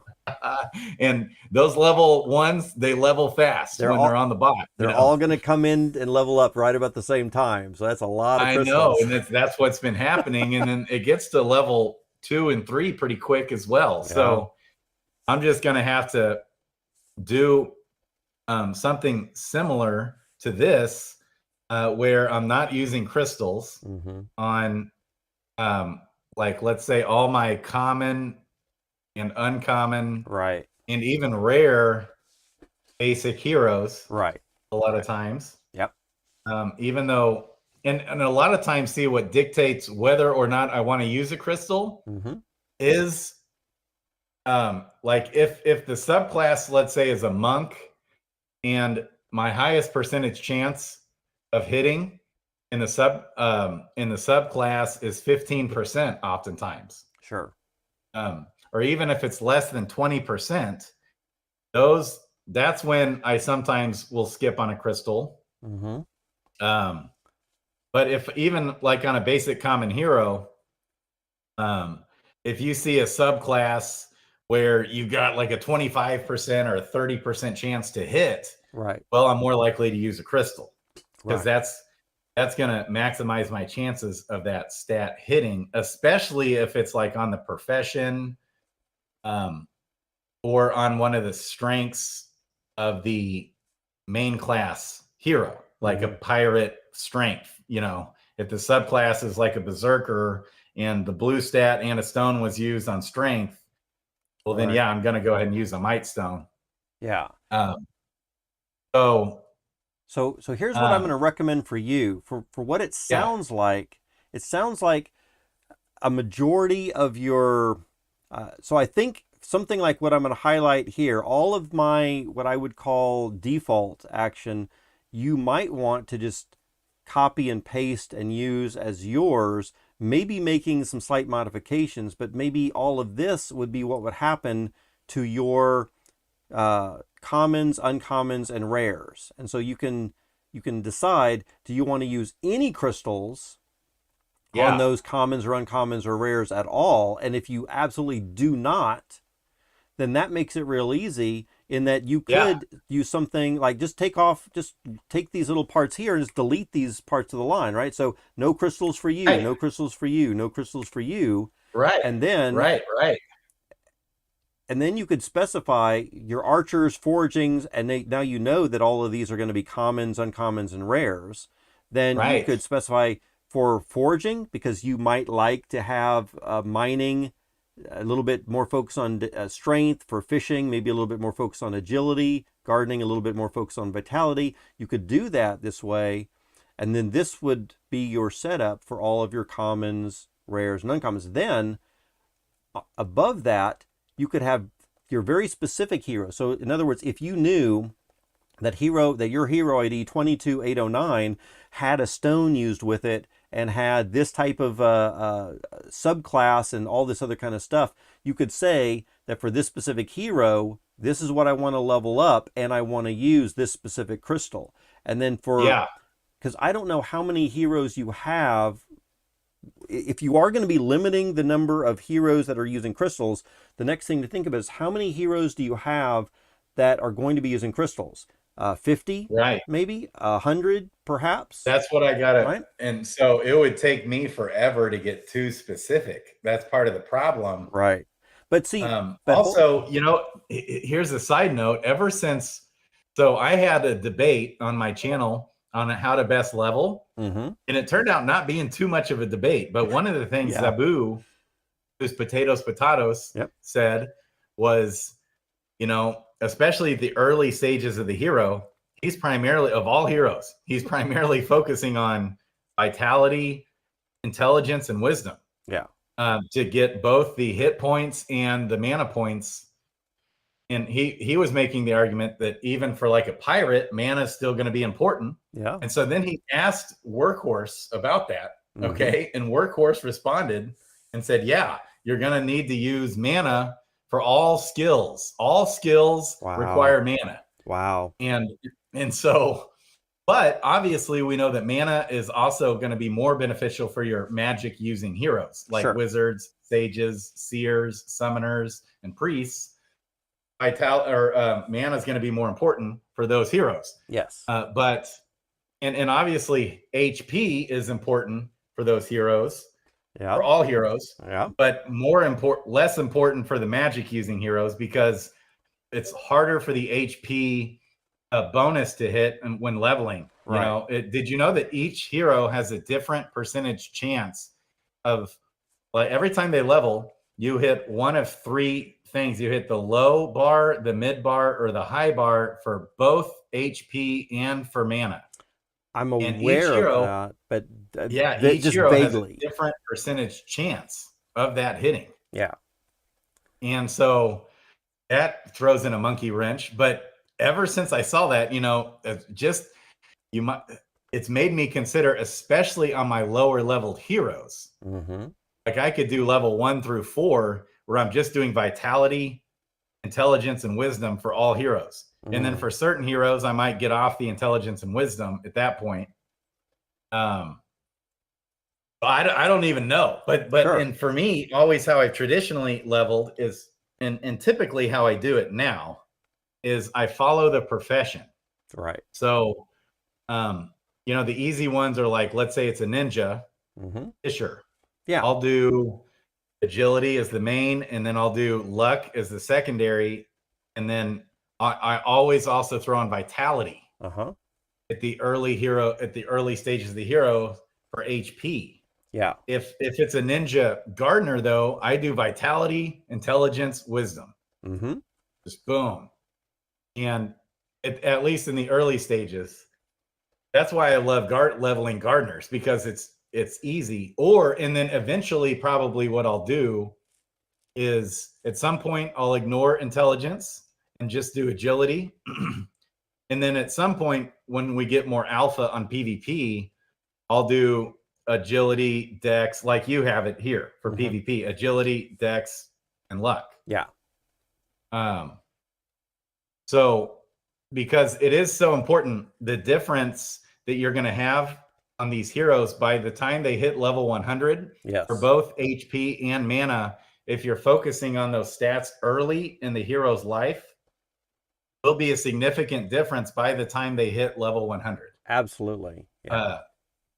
And then also with the same argument for profession, if you focus on the profession early in the hero's life, that hero will always quest better. Then from there on out, you can just ignore the profession and focus on the PvP stats. Exactly. It's best for that hero. And that hero will then level up. It'll be more profitable in questing, and you'll be able to pair it with a pet with that same profession and potentially get a double bonus when you do that. And so they'll level up faster. They'll be more profitable for the rest of that hero's life. Then you can focus on, say, by the time they hit level 15 or level 20, you still have 80 levels left in that hero's future to focus on the PvP leveling. And so anyways, that's why I love this debate so much, because there's no right or wrong way necessarily to do it. Yeah, I think it depends on what each person has in mind for how they want to play the game. Yeah. Yeah, and that's the awesome thing. Like if people have a different gut feeling about different things and they just follow their gut, and I say go for it. Yeah. Follow what you think will be best. But that's what, and I can't get off those things I just said. It's like, and I have so many heroes, I'll just have a different array of here. We might find out that a paladin with lots of dex and agility are the best paladins.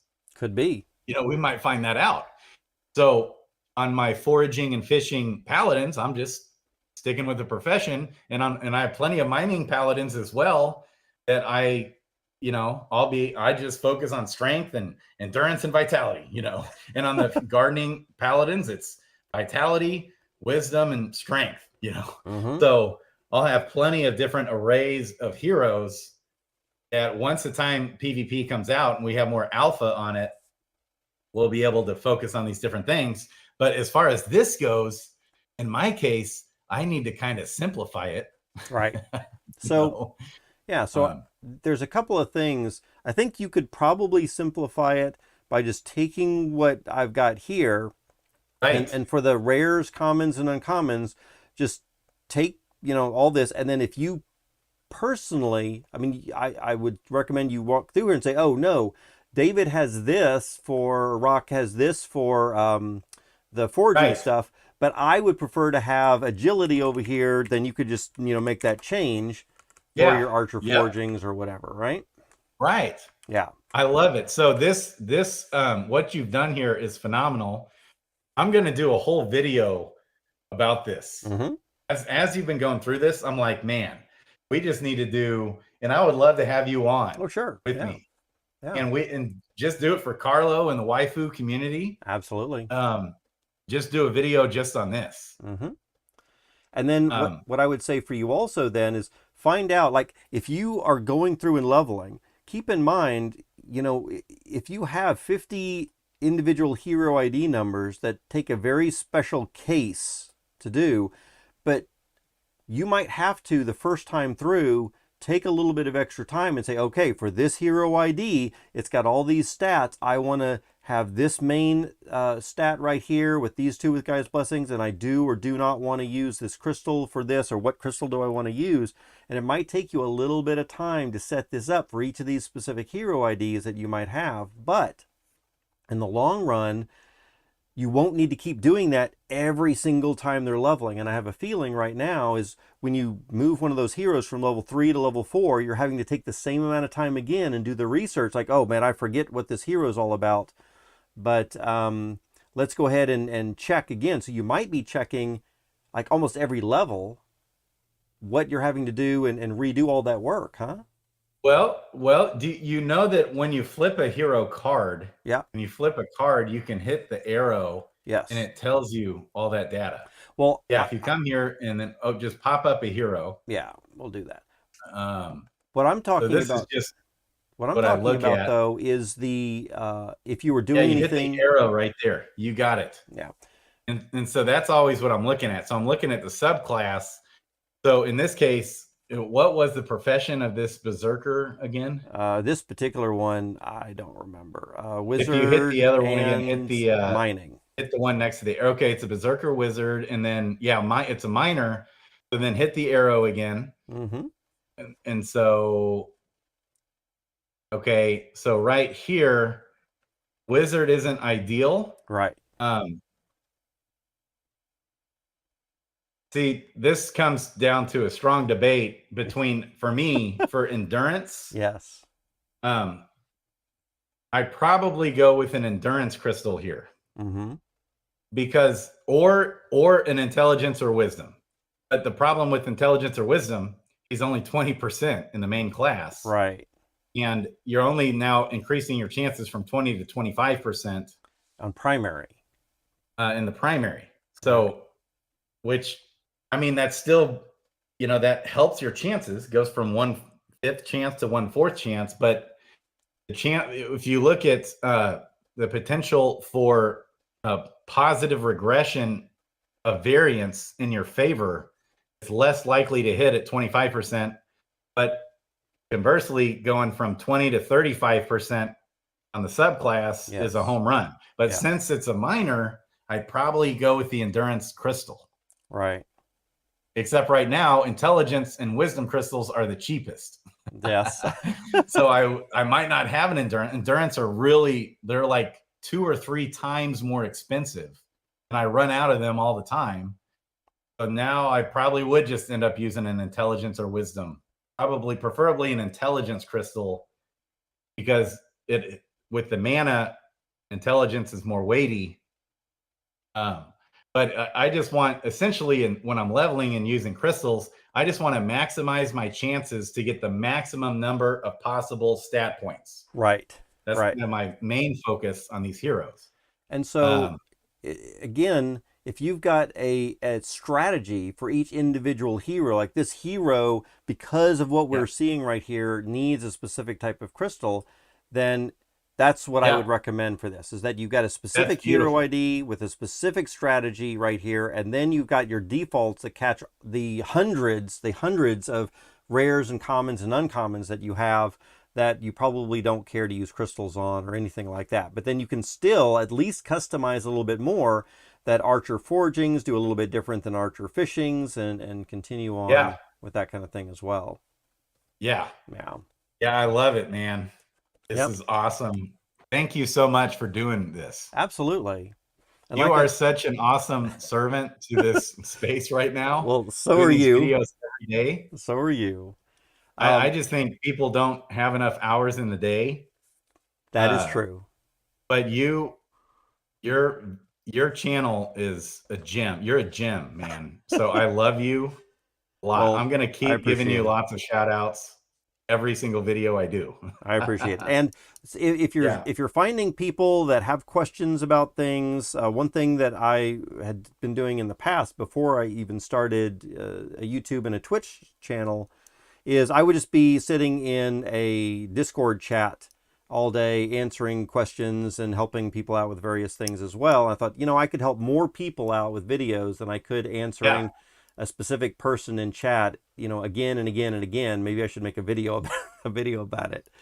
Right. But if you are seeing people, maybe you and I can team up. One thing that I'm planning to do, and I've heard you say this as well, but again, I think for both of us, sometimes time is an issue and we've got a lot of other things going on. But I've heard you say, and I've definitely wanted to make more tutorial videos, shorter videos, rather than a 3-hour long live stream where we're kind of rambling all over the place for some things, but very specific. Here's how to do this, or here's how to do that. Is something that I have planned, and I think you have planned too. Yeah, so I have planned to do a beginner series that I put on pause. I already started it, and then I was like immediately paused it because everything's changed. I started it right when Serendale was shutting down. Oh yeah. And it was like, well, I probably should wait until Clayton pops up. Yes. And I'm talking someone who knows nothing about crypto wanting to get in this game. Right. So my first, main video will be how to set up a MetaMask wallet. Absolutely. And how to, send from Binance.us to your MetaMask wallet, or whatever. Yeah, a lot of my older videos, when I was first starting with Sandbox and stuff, were talking about how to set up MetaMask wallets and how to, do bridging so they could bridge if they had crypto in another thing, they could bridge crypto over here. And so I do have a couple of those, but I do need to redo them for DeFi Kingdoms and stuff too. Yeah. Yeah. See, that's what we need is adoption user. And that's hard because it's, you're messing with MetaMask and all these things. People don't know. It's like a different language to them. Yeah, absolutely. So that's important. I think one of the most important video series we could do is just a video series for beginners who know nothing about crypto. Yeah. Yeah. Although we might not want to reinvent the wheel. So of course I wouldn't ever tell you to not do a video, but for me as an example, one of the things that I might not do is I might not do a video about explaining the blockchain, even though I can. I have even taught classes on it. There's a lot of videos out there already that people have put together very well. And for me, rather than make a new video, I would just say, hey, go check out this video. It really teaches blockchain very well. And then for things that are DeFi Kingdom specific, I might focus on those a little bit more. Or if there are videos that haven't been made yet, then those are the ones. Like, I think there's even good videos about how to set up your MetaMask. And so I might, these days, I might even just say, hey, go check out this other video for setting up MetaMask. Yep. And I was going to put some in my description. And I did, even on my first video that I did, which was like an overview of DeFi Kingdoms. Here's why I think it's a good project to get into. You're early. Yeah. And it has all this long-term potential. Here's why. I still have that video out there. I didn't even launch my MetaMask video yet. Sure. I was going to look at the description. There's more in-depth videos on MetaMask and different things. And if you have that content already there, then I would definitely say to put it out and release it. Yeah, I love it, man. Yeah. But as far as this goes, this would be a real help, I think, for Carlo and the waifu community if we put out an edited, not live, but an edited video of how to get this set up. Yes. Something a lot more concise and specific, polished, all that kind of stuff. Absolutely. Yeah. And I would love to have you on right there with me while we do it together. Yeah. If you want to invite me on or schedule something at any time, we can do that. I'm going to also send you a copy of this. And if you want to also, I stream every day, and you're welcome to, just like today, if you say, hey, I've got a question, or let's hop on and ask Rock something, you're welcome to come on anytime and just say, hey, I'll take you up on that. I love to just jump in. And I love that you even opened it up to the community to do the same. Yeah. That's the benefit of being small. Like when you get too big. You can't do that anymore. No, But no, I wouldn't be able to do it once we've got, 1,000 viewers and all that kind of stuff. Everyone's trying to hop on. So when I was streaming for Sandbox, it's a larger community than DeFi Kingdoms, and they on Twitch they had a much tighter community there, and I was getting 50 to about 50 viewers throughout my stream constantly every day. Was wow. 50 viewers. And even with that, I think most people were really well behaved. And of course, it was still a small community. But we had 50 viewers, and some people that would jump on would kind of take over the show a little bit here and there. And so we needed to be a little careful about a couple of people. But we just said, hey, let's give someone else a chance. Yeah. And that's usually all we have to say. Yeah. That puts you in a tough spot. It wasn't too bad. Like I said, everyone was very well behaved and stuff like that. But 50 viewers is about the time when it starts to get a little much. But I think we've got a little ways to go. Until we get there, okay. So. Well, I could look at, if you want to send me right now send me those Gen0 pairs real quick. Yeah, before we get off, I can compare your Gen0s with mine on Adventures in DFK real quick if you want. I would love that. Or I can find the chat. Here, let me pull up. Oh, I'm going to send it to you in Discord. I've sent it to you in chat, but let's just send it to you right here in Discord as well. Okay. So there you go. Got it. Should I look that up right now? Oh, you don't have to. No, I don't. Look, I'm here for 3 hours a day, whether you're here or not, buddy. So I love it. Okay, let's see how your pirate matches up with my monk. Yeah, sure. Okay, paste. While you're doing that, this is the legendary Gen0, baby. Yeah. While you're doing that, let me address Carlo here. I see, or I'm sorry, not Carlo. Coolio is here in chat. Nice. Hey, Coolio. Yeah. Yeah. Hey, it says we set defaults for leveling stats. Absolutely. So of course, and Crypto Grady, I think you already know that Coolio and Zealous are going to be on Inner Grove tonight in 3 hours. I'm all over that like white on rice, baby. Yeah. So I've already got a tab open for it. Let me drop a link into chat again. I gave a link earlier, but we'll give another one. And if you just want to sit in there, then it looks like it's going to start in about 3 hours. So that looks really good. And I'm super eager for this, to hear what Coolio and Zealous say. And Sandwich Punch, I think, has been using the DFK helper for some amount of time. I don't know how long. I think for several months, Sandwich Punch has been using the DFK helper. And I know this much, is that Coolio is straight legit, and Zellies. So Coolio got a raving review. I don't know if I ever told him this, but Crypto Baby H, who's a big helpful person, that's another good spot for beginners. Crypto Baby H, and she has a guild, the Unity Guild. Yes. And Crypto Baby H, she loves Neindorf and Coolio. Like, those are the two devs that she trusts the most. Nice. Like, and there's several others as well, but she wouldn't stop raving about Coolio and Neindorf. Wow. To me one night when I was chatting with her. I still need to get her on the channel as well. And indeed. And I've had Coolio on my channel. He's just the bomb. And I've spoken with Zellies in depth, like very much in depth, about his botting service. And he's got me sold. So those legit guys. Yeah. And I think they've got a solid product. So I'm pumped, and I'm going to have them on the channel as well. But I'm pumped to watch Sandwich Punch's Inner Grove video on that. Yeah. I love it. Okay, so looking at this pirate monk combo. Yes. It does not pair up very well at all. With any of your anythings? 0 active or passive or stats unknown. 0 visual stats. Not the subclass doesn't match either. Which is a bummer. Yeah.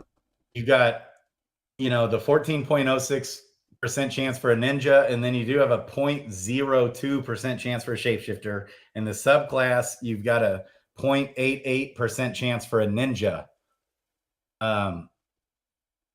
So that isn't an ideal pair from what I'm looking at, and I don't even see hardly any. There's not even a 1% chance for an advanced stat to hit anywhere. Wow, and dang, and you're talking about looking compared to all your Gen Zeros, right?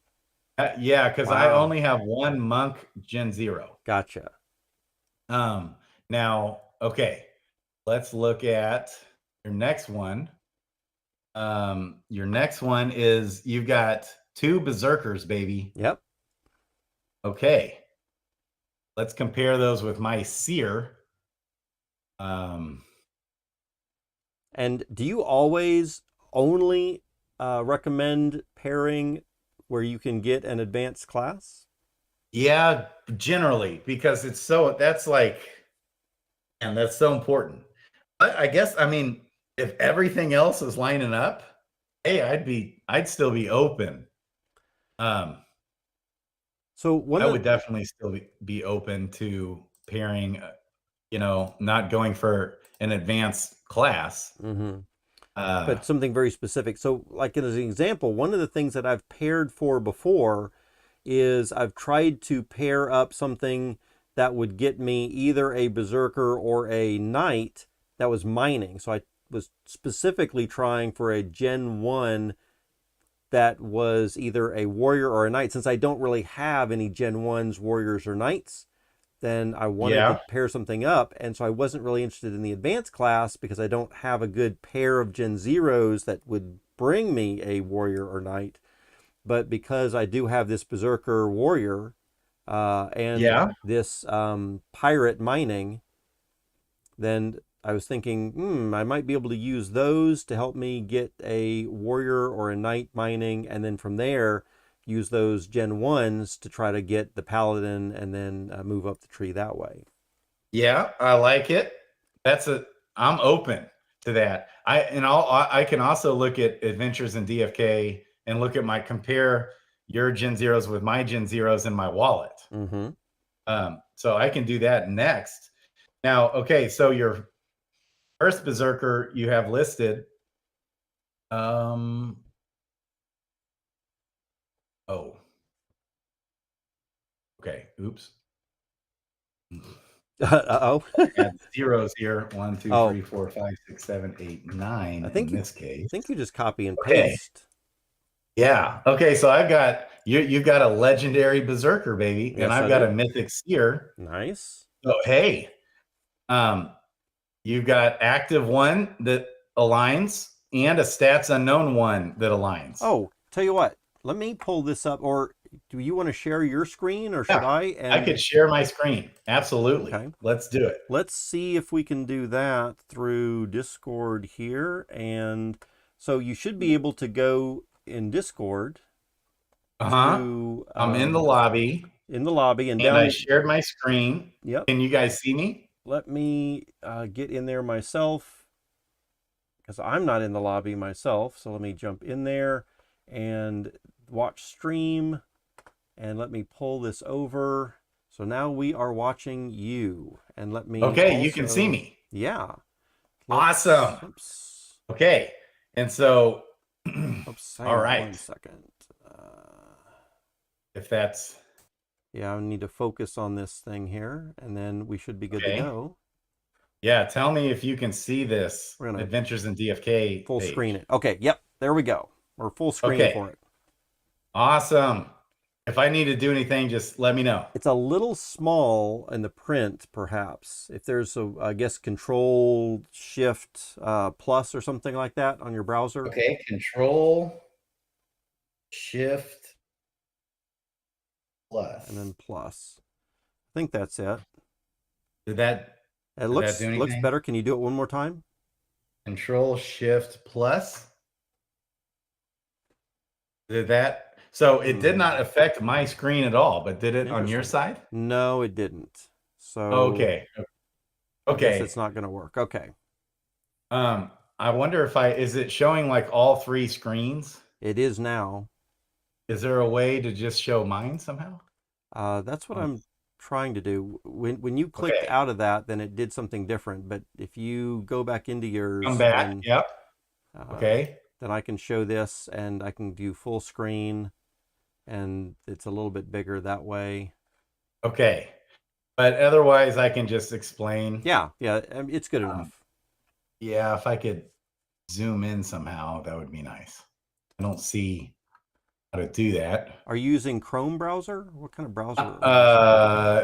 Brave browser. So is there a way that you can zoom your browser? So for me in Chrome, it should just be a control and a shift and a plus sign. With the plus sign not being on the numpad, not the plus on the numpad, but the plus above the, like on the row with the 1, 2, 3 up to 9, up by the backspace.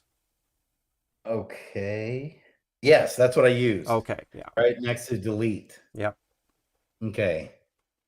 And I've got an Apple computer. You said Control Shift plus. Oh, maybe it's a different thing for you than the control button. Command. Maybe. Here, let's try Command plus. Oh, that's it. That did it. There you go. That did it. That too much?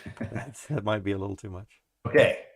Awesome. There you go. That's much better. There we go. Awesome. Good deal. We're learning. Right. I did write down these different commands. There we go. Okay. Okay, so we'll see here. That's just good for me to know too, because all my videos, same issue. Yep. Okay. So we've got basic or active 1 and stats unknown. I see that. We have a little bit of a bummer, not much of an increased chance for a shapeshifter at all. Right. And you've got the paladin, tiny chance. Little bit here though for a paladin and a summoner. So that's a 1.1. Almost a 1.3% chance. Okay. Or 1.2. And so gardening, which the shapeshifter is a pretty good gardener. Yeah. If you hit that is the goal. Okay, here, man, only the 14.07 for advanced 4 with a little bit more chance there. Only a 0.02% chance for the active 2. This is pretty good. You've got about a 5% chance for this passive 2 to hit. Yeah, I see that. That's not bad. And then not a whole lot in the visuals. I'm not a huge fan of those yet, but maybe there'll be something. Yep. A little bit here too. So this is the mutation plus an extra 1.19. That's nice. Yeah. Okay. And so, but what I would consider doing with your Berserker is you can just come here to hero matching. Yep. You can put in that Berserker. I think Guy Kid was stepping me through this a little earlier, and we found that it was behind the paywall, and I have not paid for this yet. I keep hearing it's fantastic. Oh, this is like a no-brainer right here to pay for this site. The more you pay, so you could pay up like 50 crystal, or I think maybe it's $50 would get you paid up for like 8 months or something. Wow. Yeah. We can even look at that here in a second. Sure. I can show you. It's easy though. So, but hero to match, I put in your Berserker, your legendary Berserker baby. I did for rent. Okay. And then the generation, we want to just look at the Gen 0s that are up for rent. Yeah. And men abilities that can mutate. That's what's so awesome about this. You want to at least one in that scenario. And then you got a Berserker. So I click none and do a Seer. And if you want a pure Seer, you can do a recessive 1 much match. You know, so you don't need to do that for Gen 0s, but I use that a lot when trying to pair all my other zillion heroes. And yes, you can even search the subclass. But the fact that you can do those things is just huge. And in this men abilities that can mutate is awesome.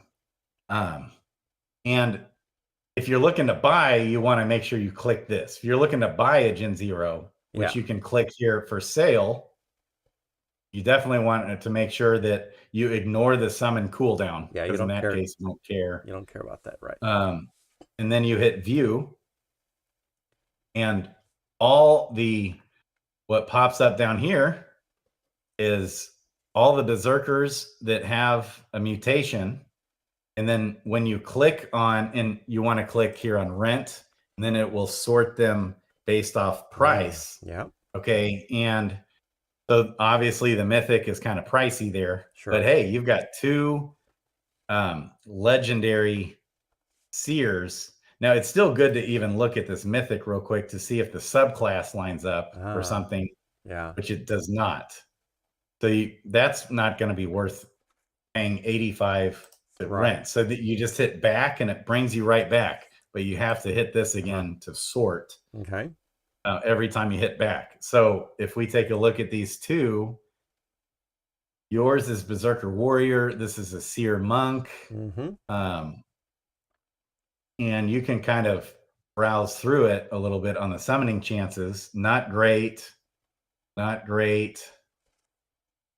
Nothing popping too much. But that's an option. And then on this other one, it's a Seer Berserker. Or I'm sorry. It's a Seer Priest, which also does not line up.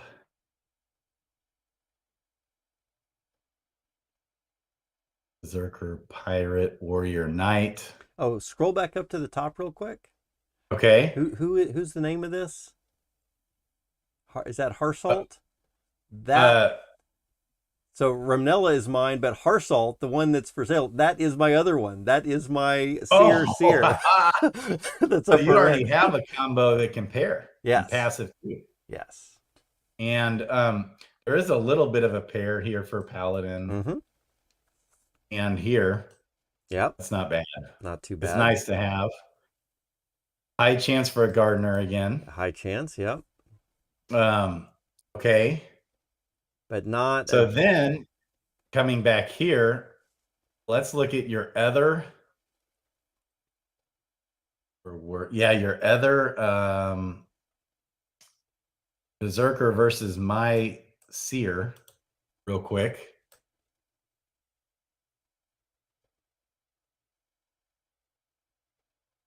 So this is this one that's yours. Yep.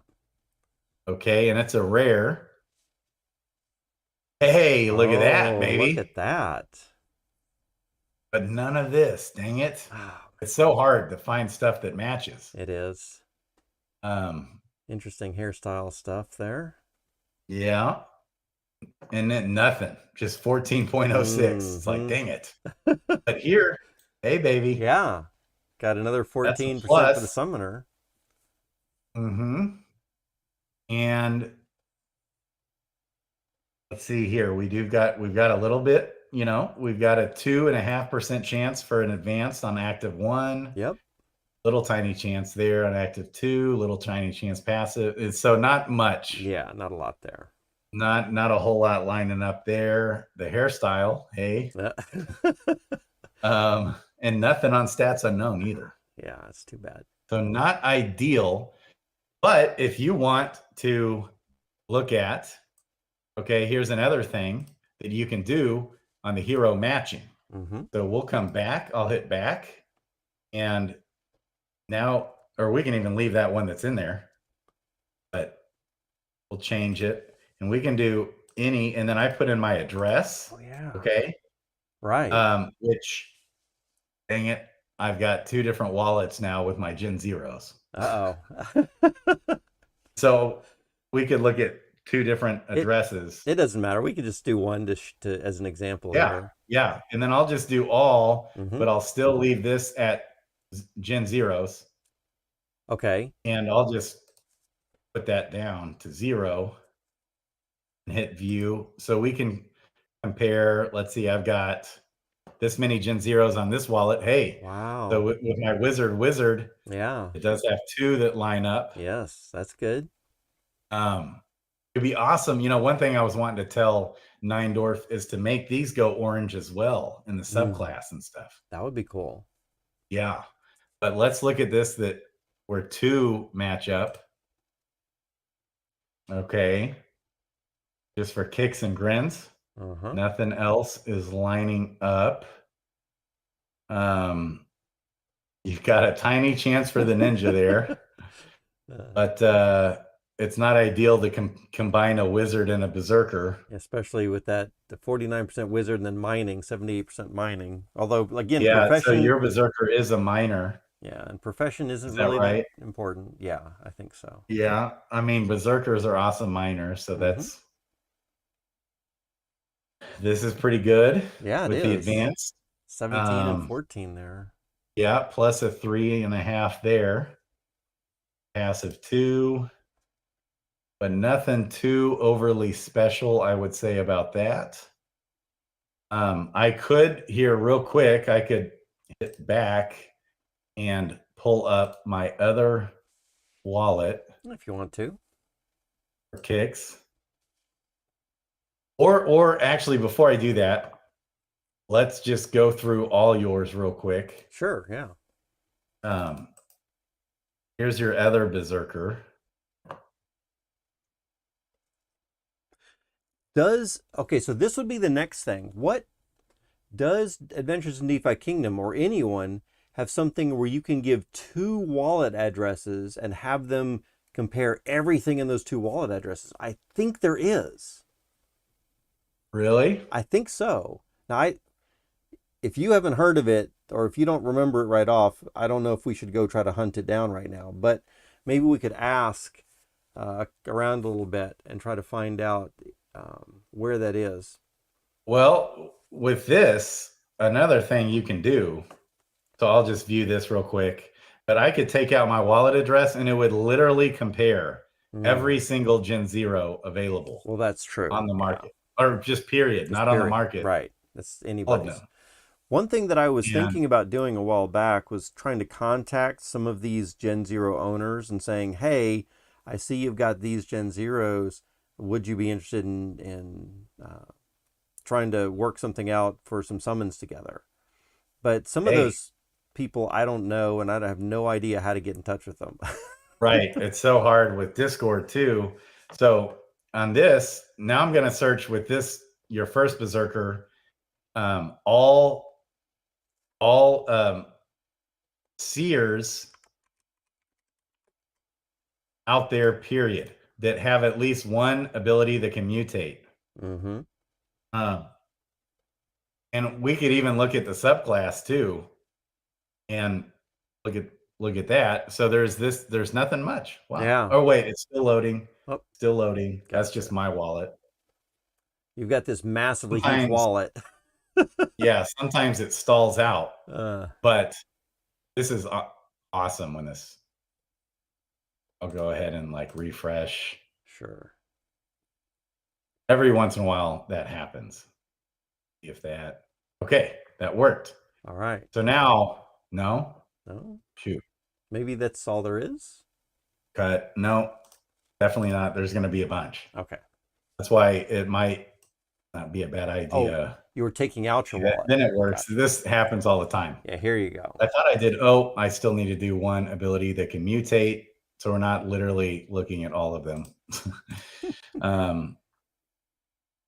Or maybe let's do 2, right? Because there's so many 1s that do match. Maybe we just want to look at 2s. Well, there might not be as many as you think. You'd be surprised. The other thing we could do is match up the subclass. That would help filter that out. So here's all the 1s. Are any of these a 2? We want to find. There's one. I think we just right here. Pass one up. Yeah, and up. If you scroll up a little bit more, there's another one up there. Oh yeah, right here. Yep. So a couple of them. Yeah, and here. Yep. Oh, Okay, when I Maybe we... refresh. Okay, none, and we want to do a seer. Oh, only seers. Okay, gotcha. Yeah. Okay, this will greatly reduce. Yes. Okay. Yes, it will. And we could look at the subclass. Sure. Oh, Oh, wow, look you at got that two one. here with three. 3. That's They're pretty both good. seer wizards. Yeah. And so So who you can owns those? search. Right. Do you know the best way to search for who owns this hero? The only way that I can think of is to try to send something to their wallet. Like click on your inventory and say send to some ID or something Well, like that. how do you look up their wallet Oh, so address? uh, I don't know if this page has it, but oftentimes there's like in DFK Analytics gives Yeah. a wallet address or an owner name and a Okay. wallet address. And what I always just resort to looking at is I go to there's a DeFi Kingdoms app. Oh, is It's that called DFK? DFK Heroes. Okay. I have that app downloaded on my phone, and then I search the hero number, which is 10000. Okay. Lots of 9 zeros. zeros. 1, 2, 3, 4, 5, 6, 7, 8, 9, and then 111. That owner, if you flip the card, is Shady Nasty. Whoever Shady Nasty is. I wonder if that's Sergeant Filthy McNasty's alt account or a brother or It something. could be. Hey, could be Shady Nasty. Right. Sergeant Filthy McNasty. That would be awesome. I don't know if he owns any Gen Zeros or not. Probably not. So you don't have too many elevated chances here. What this Berserker subclass again is a warrior. Okay. But man, that is pretty awesome combo. Yeah. A little bit here and not super elevated advanced chances. That's the floor, and not much more, and the floor. Mm-hmm. for a mutation, 14.06. 14% is better than 0, though. So. Oh yeah. So this is still a great pair. A little bit here, not much. And this visual unknown is 17.58. So that is good. And 4.63 on that one. Mm-hmm. Some in the visuals too. Some other stuff. Yeah.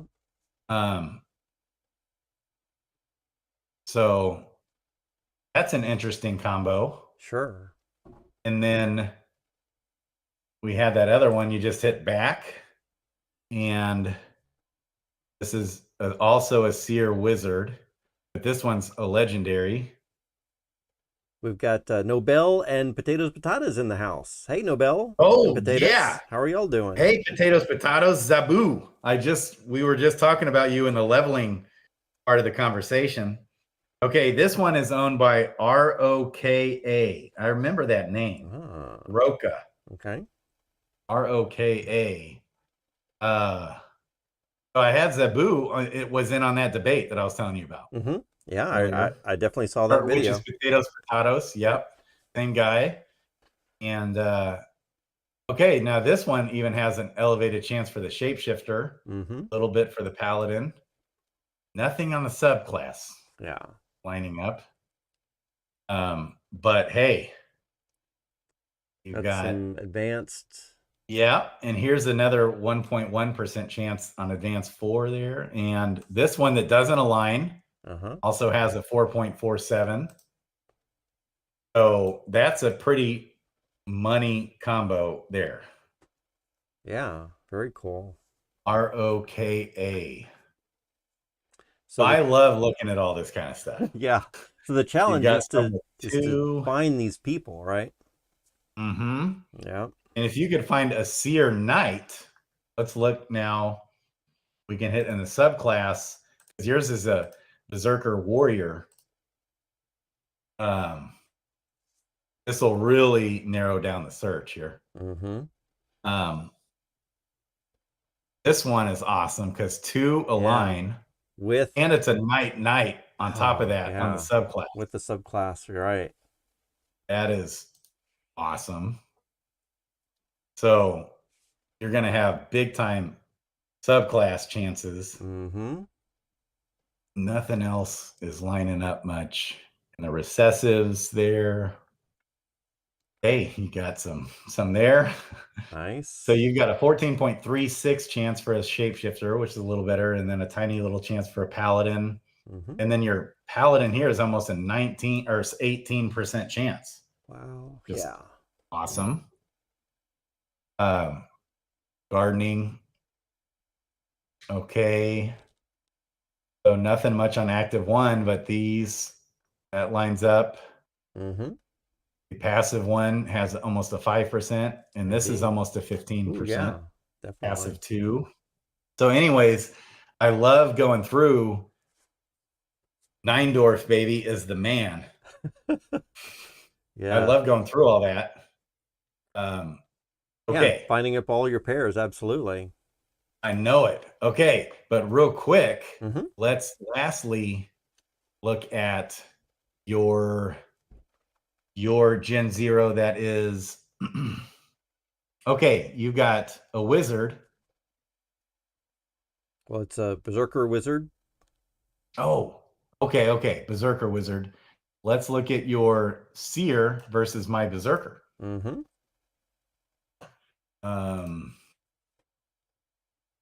Hero matching. Paste. We're going to put in my wallet. We're going to do Gen0s only. And I'll just let all this be. Let it rip. You can look at all of them. And there we go. Here's my for one. Berserker. Yep. 2 match up. 2 of them. Yeah. 2 of them match. Okay. That's cool. Yep. I wonder why only 4 of them showed up, though. Do you only have 4 Berserkers? I didn't search Berserker. Oh. Well, no. And I left abilities at 0. So we should have had all of my Gen0s in this wallet pop up. Yeah. Any? Huh. Let's see. Still just 4. But the Berserker showed up, and that's the one that has the best match. Yeah. Okay. So Potatoes is asking in chat, what are we looking for? And I think what we're looking for is we are trying to see the Gen0s that I own and how they match up with some of the Gen0s that Crypto Grady owns to see if we might have some pairs that would match up together. You got it. That's exactly it.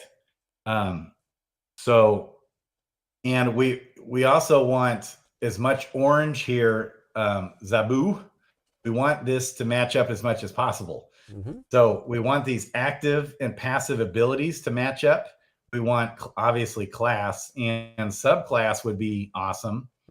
And we want to look at the summoning chances to get the advanced class for a Gen 1 or to get advanced abilities for a Gen 1 or to get advanced subclass for Gen 1 is awesome. Any of the above, and especially if we can get all of the above to magically hit, that's ideal. So it's all about finding that perfect match when you can do it with Gen0s. Like in this case, you've got an over 15% chance for passive 1 to hit. You've got an almost an 18% chance here, 17.7% chance for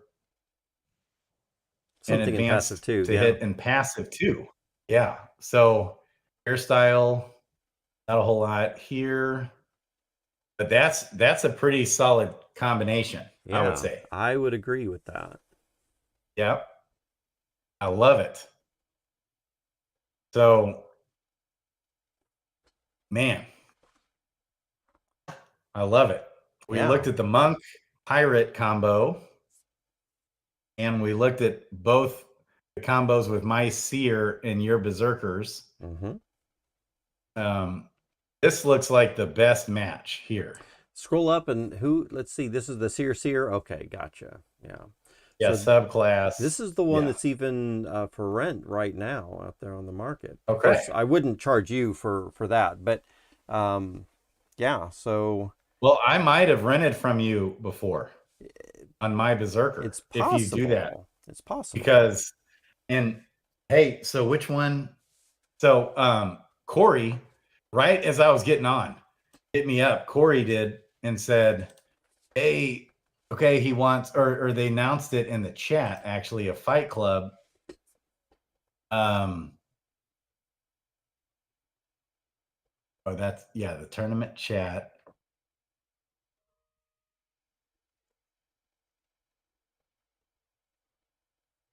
Where did it say it?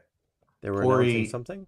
Okay, Corey wants my Berserker Seer combo. Oh, yeah. So, and I'm going to do another video here real soon, maybe. Okay. He said he might be busy today, but I'll try to get Corey on because he's like a legend in this game. Oh, as well. absolutely. He beat Pouring in the last tournament, he was such an underdog in my book. Corey was a huge underdog and actually somehow pulled it out and beat Pouring in the most epic battle ever. Oh my! It went to 3 matches and it came right down to the, right down to the wire. It was so awesome. Yeah, I'm not sure if I've seen all the matches at all. I've seen a few of them, but man. Yeah, and that was of the tournament we did a month ago. The tournament we did this weekend, Pouring came in and just destroyed Franz in the finals. And Guy Kid did a little bit better against Pouring than Franz did. He made it closer, but I think Pouring still beat him in 2, and then he just mopped up the floor with France in 2 matches. It wasn't even very close. So, yeah, I want to do more Fight Club videos as well. Yes. I've been enjoying those, and I think a couple of days ago I spent one of my entire 3-hour streams going over old Fight Club matches and just doing a little bit of like sportscaster announcements for those. I think we ended up doing 4 or 5 different battles, and I think one of them was between a couple of well-known people, like I want to say Corey or Guy Kid or somebody. With one of the others, and anyway, yeah, they were really good battles. Yeah, so it was so fun. So, and my strategy was not, I think people, and I tried to, we got in a minor, it wasn't much of a debate, but it would have been fun to debate this out more, because beforehand I came on and said, right after I lost to Raph, and said, don't do too much interrupting, because if you miss on the interrupt, and don't do too much like things like swapping positions. Like when you do that, you're wasting, because our level 1 heroes die so fast. Yeah. And Corey they kind of disagreed. And I was like, oh, well, so Corey goes up against Pouring and immediately he tries to interrupt right off the bat and he missed it. He interrupted the wrong guy and then just got destroyed. Yeah. By like a lightning strike. And right off the bat, he's way behind. Right. And then another time in that same match, he tried to interrupt again, missed it, and he just got slaughtered because of that. Right. So instead, just duke it out and then use interrupt in Fight Club when it's more of like a high. You still, interrupt is an awesome tool to have. You just don't want to overuse it unless you have a pretty strong chance of him using a skill, right? Where it just, or you just need to protect yourself, and you just need to do it in the right circumstances. What I noticed in the battle is that too many people were doing fierce attacks, too many people were doing swaps, and way too many people were doing interrupts.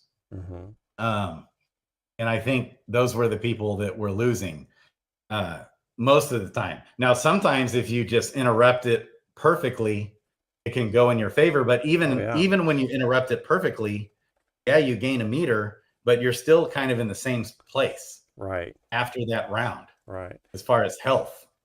and I Depending think on, and I think a lot of people were also set themselves up where they had several of their offensive abilities not to require that meter, and so they could still get off pretty good ability attacks without having the meter, right? Right. So one buddy, I think I've got Eric. He's like, I need tanks. I'm like, no, you don't need tanks. The more important thing is you need heroes that have skills that don't require any meter, that do lots of damage. That's why sages were big, because they have the lightning strike, and they have a tune that just requires 1 meter. Also, knights have the cleave. If you have a knight in the subclass, that's where meter does come into play more. Also, archers, for 1, are high on dex, which dex is the most important stat for that game, at least right now at the current time. Sure. You want heroes with lots of dex, because that both impacts the speed and the damage. Dex is the full stat. It's the most important stat. It's like double the stat weight compared to strength, compared to anything else. Luck, the other one that is important, but kind of, because meter wasn't super important, it just kind of depends. It could be important, is intelligence is used twice compared to wisdom is the, and for this tournament, vitality didn't help you at all. Wisdom didn't really help you too much, except with the meter charge. So having archers, warriors with cleave. Did I say, if I said knights, I'm wrong. Warriors, not knights. I did that in my other video too. I confuse things all the time. But sages, and then if you want a tank, dragoons are good, especially if they have a subclass of an archer, knight, and wizard subclass. All the heroes with wizard subclasses, with the ice blast, with the ice blast. So the reason why I went with the double sage and then a dragoon was you wanted to win. Them having to guess which sage I would use for the skill. So in that scenario, if you have to guess, you might as well just use the skill. Don't try to interrupt and guess right. Because even if you do interrupt me, I'm not like too much disadvantage, unless you have like 2 heroes with cleave. In that case, the interrupt or getting that meter is more important. Anyways, so fun, that tournament and that game, Fight Club. And I love it. So Crypto Grady, I have got a new piece of information for you. I think it was Guy Kid came on my stream this morning on Twitch. Really? And I was talking, he watches my Twitch streams fairly regularly, it seems. He lurks in the background a lot, but he popped in for a minute, and I got some alpha, a little bit of alpha for you that I think that you might want to share on some of your streams as well. And tell me. Here is the deal. So I don't know if you know this, but it seems that they are already planning for their next Fight Club tournament to be in November, right? Yes. Okay. Here is the little bit of information. He said, but with enough peer pressure, we might have one earlier. Yes. So that's what I want to hear. So here is what I've done. I have looked up online creating petitions. And I don't know what website we would want to go to, but here's my idea.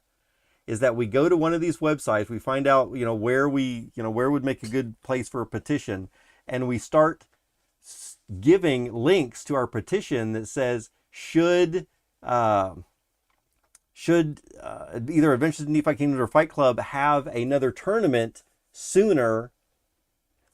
Who would be interested in that? And I bet if we could get at least 100 people to say they would join up for another tournament right away, that 100 people might be enough to convince them to say, all right, we're going to have one super early. There's 100 people ready to fill up that that chart, and then we could have another one sooner. Would they need 100 or maybe even like 12? Well, so last time they were trying to get 64 seats filled, and I guess they didn't get 64. Oh, so, no, they didn't. No. So I'm going to say, just for like a quick, hey, let's do it next week, short-term one, and still do the one next month. They might be able to, but I have a feeling that for 12, that might not be enough. And if we could get 60, let's say, or 64, and fill up a complete chart for what we had before. And here's the thing, between you and me and Sergeant Filthy McNasty and a couple of other content creators, if we start to promote that more, and if we share a link, if we're all sharing a link to a single petition for people to sign up and say, yes, I would join, yes, I would join. And then we also maybe do something with DeFi Kingdoms official Discord and see if we can post something about the petition in there as well. I bet we could probably easily find 64 people that would want to go again soon. That's my thought.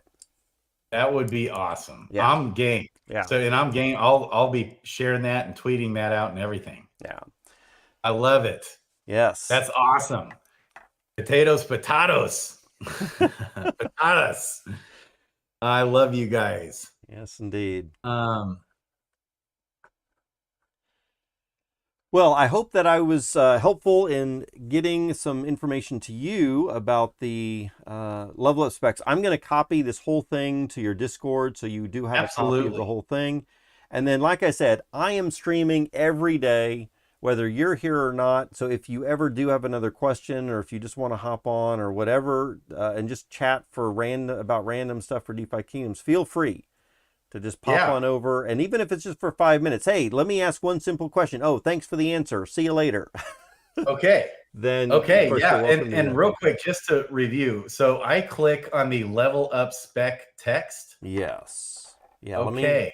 Let me go. And then it's blank underneath all of that. Right. I see. So that's why, because I just said, oh, just have them level up. Right. Okay. So what I'm going to do.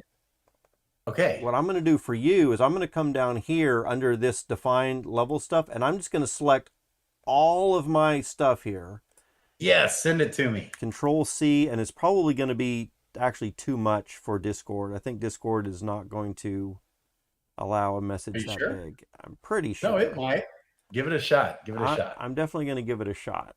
I don't like to give out private messages between people, so I usually pull my Discord off to the side. So let me do that real quick, and that way I don't leak your DMs to me. But let's go ahead and try to paste this in there. It's too big. It says it's too big. So what I'm going to do, it's easy to fix. Yeah, what I'm going to do is just do it in 2 segments. So let's try that up through the priest first. It's a little bit too much. So let's go up through Paladin. Ooh, we're very close. So Ninja. Let's send it up through Ninja. There we go. So you've got that through Ninja, and then we'll send part 2 is Paladin through the rest of it right there.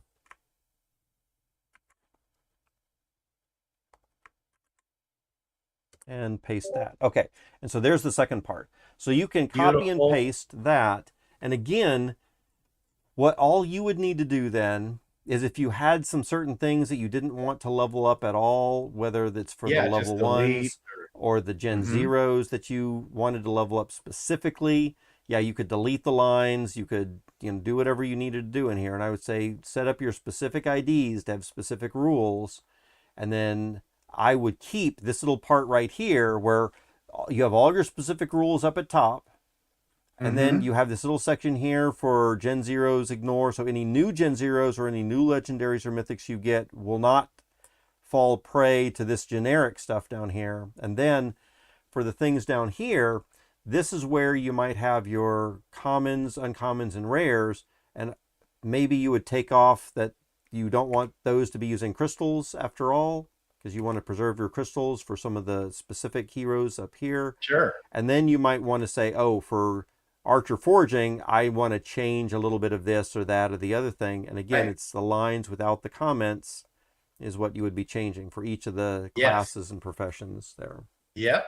That's phenomenal. Thank you so much. Absolutely.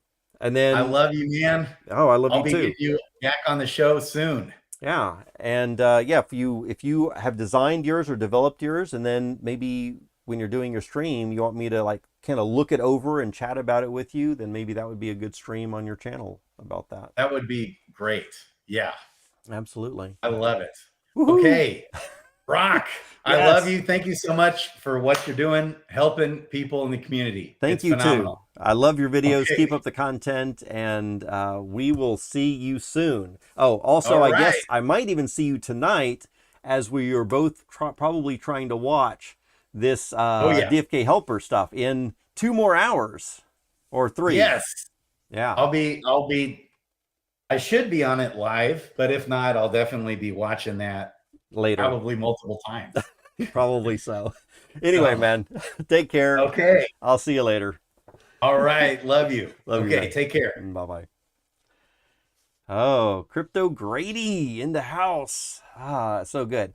So it feels really good to me when I can help people out, and hopefully we have helped out several people here today with this level up spec. It was one of our main things. We took a look at some hero stuff. So all really good. And thanks to everybody who's been hanging out with us in chat today also. Yeah, absolutely. It is just about 5 o'clock, which is normally my time to end stream. So it just so happens that we are like right on target for that. I can hang out and extend the stream a little bit longer if anybody has specific questions or something that they want to ask. Otherwise, let's start to wind things. You know I do 2 streams a day, so you can catch me again tomorrow on tomorrow's stream for Twitch. In fact, Crypto Grady, I think if you're still here in chat, I know that you were saying you might not even have a Twitch account. I don't know if you absolutely need a Twitch account, but let me drop a link for the Twitch in here. I think you can just look and watch a little bit from there without needing an account. But if you want to be chatting or something like that, then you can get in there. But I stream there from 9 a.m. until noon in the mornings, my time, Central Time. And then 2 p.m. to 5 p.m. here on YouTube. So that'll be another link for you. Let's see. And then... Oops, did I paste that into the wrong place? I think I might have pasted that into the wrong place. So let me paste it here again. There we go. So there's the Twitch page. And yeah, we can say hi to any of y'all that want to wake up in the morning. It's like Mornings with Rock 808, right? As you're having your cup of coffee, you're getting a little bit of DeFi Kingdoms and market analysis and all that kind of stuff. So very cool. Let's see. Okay, guys. Anything else that we need to discuss before we wrap things up here today? Let's see. The only things that I think that I want to mention again is Inner Grove is going to have their live stream in a little bit. I guess at 8 p.m. I think that's about 3 hours from now on their stream. Talking to Coolio and Zealous about their DFK helper, which I think sounds really good. So what I'm going to be looking at specifically, and I'll be a little bit more critical here right at this moment about this, and that is I have chosen to use the Carlos Waifu bot as my bot of choice, and one of the biggest reasons for that was price. So with a $60 expense, about 60 US dollars, I'm able to get an NFT that provides me a license to use this bot. And some of the advantages here is it's only a one-time payment, and I can continue to use that. Carlo is continuing to add more features to it, although I will say that the waifu bot has a lot less features than DFK Helper. DFK Helper has a lot more features. It really looks good. However, my personal question is, and I'm hoping to take a closer look at DFK Helper myself. I've been fortunate enough that I might be able to get a little bit of a trial run with it and test out what it's going to be like. But for me, the question is going to be for their package, and I think, I don't know if they have different tiers for their thing as far as what they can do with it, but certainly what is required of you. See all 12 tiers? Let's take a look at this. So up one wallet up to 100 heroes is $35 a month rather than a $65 or $60 one-time payment. This is a per month expense, which means every single month that your heroes are pulling in that loot, you're having to take some amount out to pay for the service. Up to 200 heroes is $45, 300 heroes is $55. So like for someone like Crypto Grady with 1,000 or 1,300 heroes, I wonder what the charge would be for something like that, right? Now it does look like you're getting a little bit more of a discount as you go up in heroes, but for someone who has 1,000 heroes, that might be tough. Here's one wallet up to 500 heroes. It's $75 a month, right? There's 700 heroes, one wallet, $85 a month. There we go, 1,500 heroes, 3 wallets, $150 a month. So that might be a little bit more like what a Crypto Grady would have. Or even if you have one wallet up to 1,200, it's $100 a month. That's going to really significantly cut into your profits, right? Now, of course, the idea is that you save a ton of time, and this helper has so many abilities and features that it should really be good. But for me, the personal question I have to ask myself is, if I'm already using a waifu bot that I've paid for once, and that I could even sell that back out on the market. So this, if I'm paying a monthly fee, I don't own an NFT that I can resell if or when I'm done with it. I've paid that out and that money is gone, right? But with the waifu bot, I have purchased an NFT that gives me a license, and if 2 months later I decide I'm done with DeFi Kingdoms, or I don't like the specific service or whatever it is, then I still own that NFT, that license, and I can sell that back out on the market, and I can get probably close to my money back, or maybe even my full amount of money back. And so ultimately it would be like I didn't even spend anything, right? If I pay $60 for the NFT right now, and then I can sell that back for $60 later on, then I haven't really spent anything, and I've gotten the benefit of that over the course of some number of months. The problem here is, right at this very moment, that Carlo's waifu bot is not nearly as feature rich, and Carlo is just one person as far as I know, and so it might take him longer to come up with a lot more of these features that DFK Helper already has, right? And so that would be one reason if you needed that. So for me, the question is, do the additional features bring in $35 a month additional profit, or $75 additional profit, right? And for that, I don't really know. And as Carlo continues to add on there, even though I take a look at DFK Helper's features, and they're just amazing. Maybe for someone who has a lot of heroes, when you're bringing in that much money, then it's well worth it, right? So I'm very interested to hear Sandwich Punch's take on the whole thing in the live stream tonight, because Sandwich Punch has been using that for, I guess, a couple of months, has, I'm sure, a large number of heroes, probably pretty good diversity, and it sounds like he's going to just talk all praises about it. So what I'm interested in asking and finding out is, for those features that aren't auto questing, because WaifuBot can do auto questing, WaifuBot can do auto leveling. So for those other things,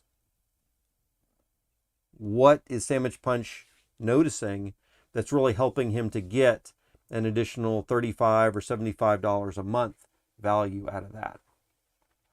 And then, of course, I'm going to be trying it on my own at some point. So I'm really, really curious to see how that's going to go. But this sounds amazing. And I cannot wait for the stream tonight to see what that's like. Definitely check out. In fact, let me drop into chat another link for DFK helpers. I'm going to drop in and invite people. So here's a Discord thing. So this Discord that I'm dropping in right now is for DFK Helper. And if y'all want to join that, and maybe I'll even drop this in here for their website as well, if y'all want to take a look at that as you get prepared for the stream tonight, if you want to do a little bit of research and see what they're doing. So let's see. Crypto Grady's still here in chat. Hey, you're saying that's right, Waifu is hard to beat, which I think it is, right? So it's going to be tough. But I also think there's room for all of these bot services to go. Some different people might like different services, and just because this one might not be for me with my specific hero setup, right? I might not have the proper heroes that are bringing in enough money to make this kind of thing worth it. Whereas maybe Sandwich Punch has an array of heroes that may be higher levels than mine, might be more, maybe he went for higher quality heroes than my floor heroes, and all this kind of stuff. And so there's a lot larger income potential for him there as well. So again, I'm kind of interested in hearing that. Let's see. One thing, Carlo is not doxxed, I don't think, and that could be an issue too for some people, right? If you are doxxed or you're not doxxed, or you're a little concerned about someone, pulling a fast one on you. I don't think anyone's concerned about most of these people. I don't think we're concerned about Carlo at this point, but I mean, there is always a potential for something to happen. But even in a situation where people are doxxed, so, Crypto Grady, this has crossed my mind a time or two. Again, I don't want to be overly suspicious of anybody, right? Especially when these, everyone seems really, fun and loving in the community. But if someone was to pull a fast one, let's say that there's a new service, so I don't put anyone that we already know here in a bad light, but let's say that somebody joins the DFK community that maybe is watching some of these videos that we're putting out, and they're saying, oh, wow, there's a bunch of people that are paying $35 a month for these services right here, and they're throwing their Gen0s onto those bot services as well. So what if somebody comes in here and says, oh, let me do a quick little development. And so they put up some kind of little development service and get a little bot service going. And they even dox themselves, say, hey, this is me, and I'm all this. But dox themselves, say, hey. But then what they do is they have they claim that somebody else hacked into either their computer or some other thing and stole keys or something like that, right? So it wasn't really their fault. It was some third party that came in and hacked into the system. Even if it was them who did it on purpose, but they could always claim that it was somebody else. Again, I don't want to think too negatively about that kind of stuff, but it's that kind of thing that crosses my mind every now and then, right? Yeah. Hey, so I wanted to pop on and say, so I think I want to get a little more info on this. If someone were to steal heroes in a circumstance like that, yeah, I'm pretty sure the team can step in and duplicate your heroes and kill the heroes that they stole. So I'm pretty sure, but like I said that to Brown Gent once, and he wasn't so sure. Right.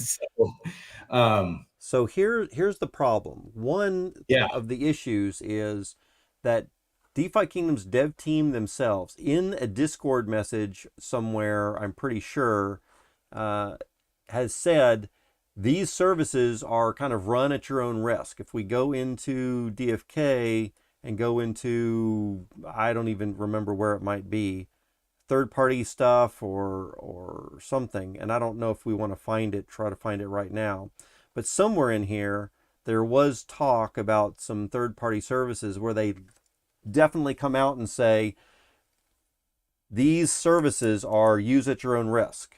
And so they have stated that. Now, it's still possible, you are right, that they could come in and say, these heroes were stolen, we're going to blacklist them, and then we're going to respin these. But the problem comes in when you potentially might have someone use that to their disadvantage, or maybe someone sells a bunch of Gen Zeros, and then you say, "Oh, no, that person stole them from me," right? And that's happened. They do have, like, DFK team. My understanding is that they do have a bot in the tavern that will buy up, like, Gen0 specifically, if they're way drastically undersold. Yeah. For that very type of thing happening, and then they have them back in their possession. Yeah. And I'm not sure what the price threshold is on that. And then, or it's either the DFK team or maybe a service out there that will then turn around and kind of sell them back to you for what they bought it for, or something. But yeah, I mean, it's still a risk. So I think that's their point, is it's a risk. It might not work out. Like, if someone steals all your heroes, they might not be able to get them back. I think they're just kind of saying that as a disclaimer. Right. I'm pretty sure they could still get those back. So here, I remember Ogre saying that. Yeah. So here's an interesting question for you, if we want to, go down this line and start talking about this kind of thing, and that is, let's say that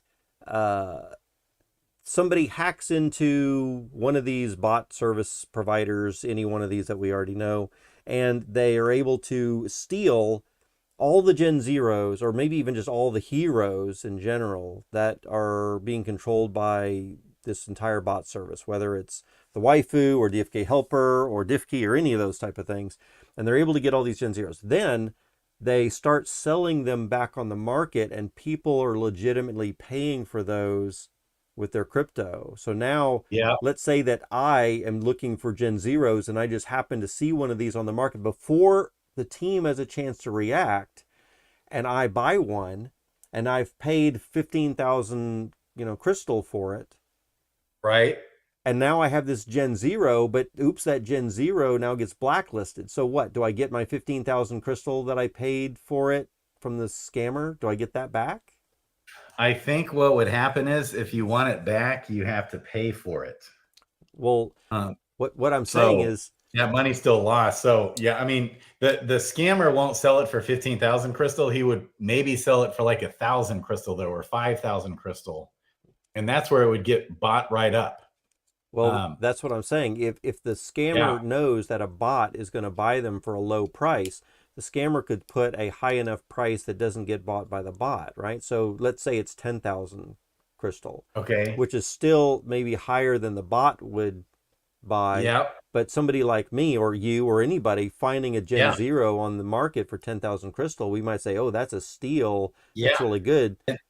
And that happened. So that seer that I was telling you about on the last video, he accidentally listed it for 10,000 instead of 20,000 for about 6 hours, and it did not sell. Wow. And he was like, "Thank you for not buying that, DeFi Kingdoms world." Like, oh no. Yeah. So a bot won't buy it for 10,000. Yeah. I'm not sure what the threshold is. It's got to be bought up at 5,000 for sure, I would think. Like instant sell. Know.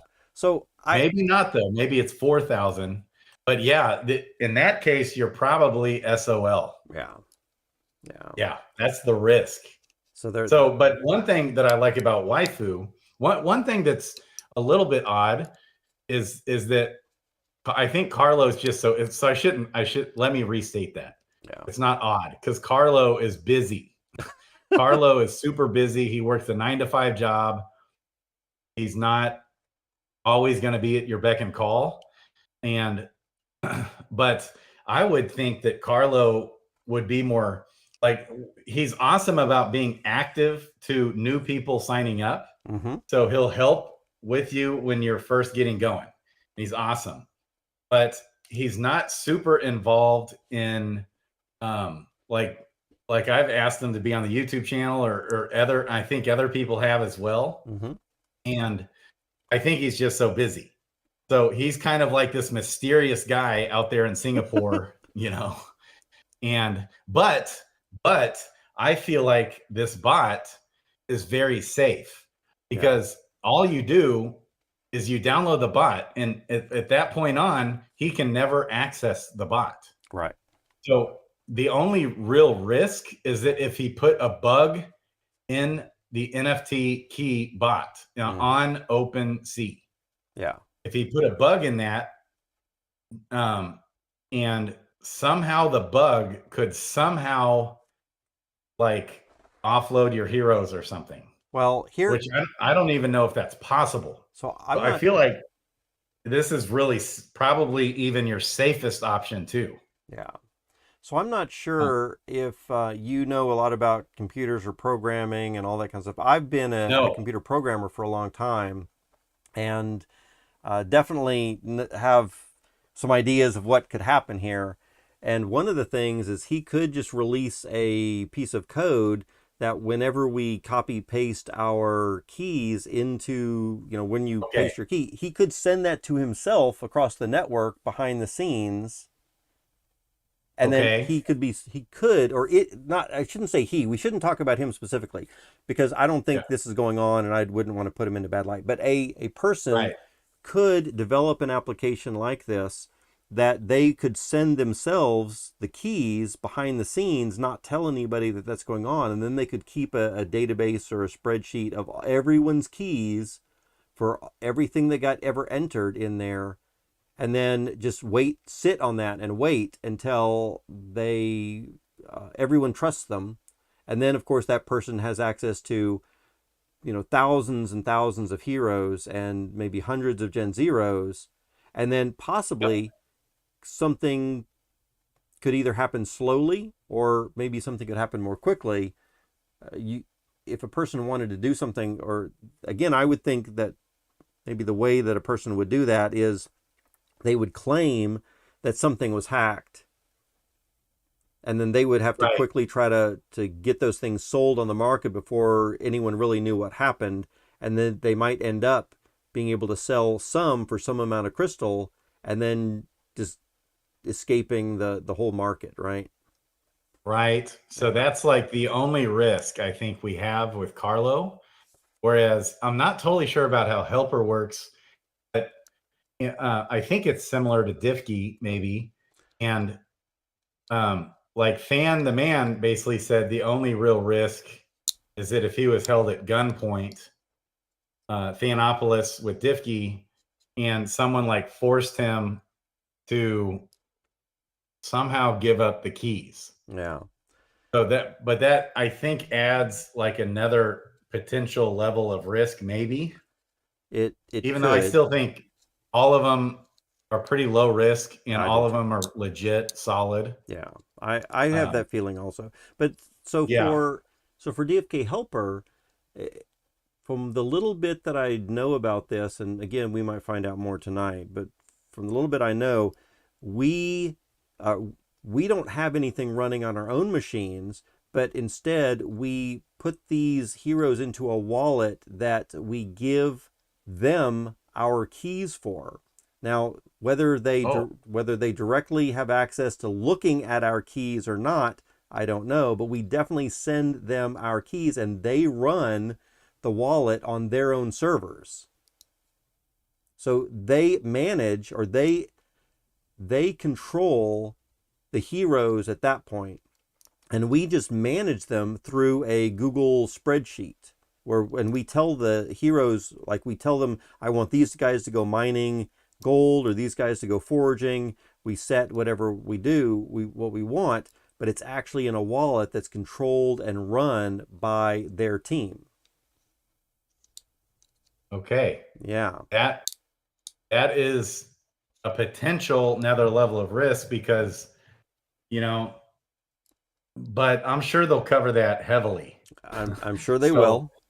Yeah, but like if they here's hire an employee, yes. a lot of times things happen with employees or different things. Right. Or what happens if there's a falling out? So, there's been many times when people have joined companies. I'm talking about in the physical world, where you are really hyped up on a company, and just imagine all the projects that you've been involved in and you really loved, and then something happens and somebody goes south, or somebody used to love something and then they get into a position where they don't like it. And then what about all the positions like the Harmony Bridge hack, where we don't suppose anyone working at Harmony caused the hack or performed the hack themselves, but it was some third party that hacked it. So what happens if DFK Helper gets hacked, right? Yes. And it's somebody that we don't even know that comes in and does that too. So those type of things are risks that even if the team is doxxed, they are still controlling our keys. Yeah. So they have our keys somewhere. Yeah, right? That does make me a little nervous there. Yeah.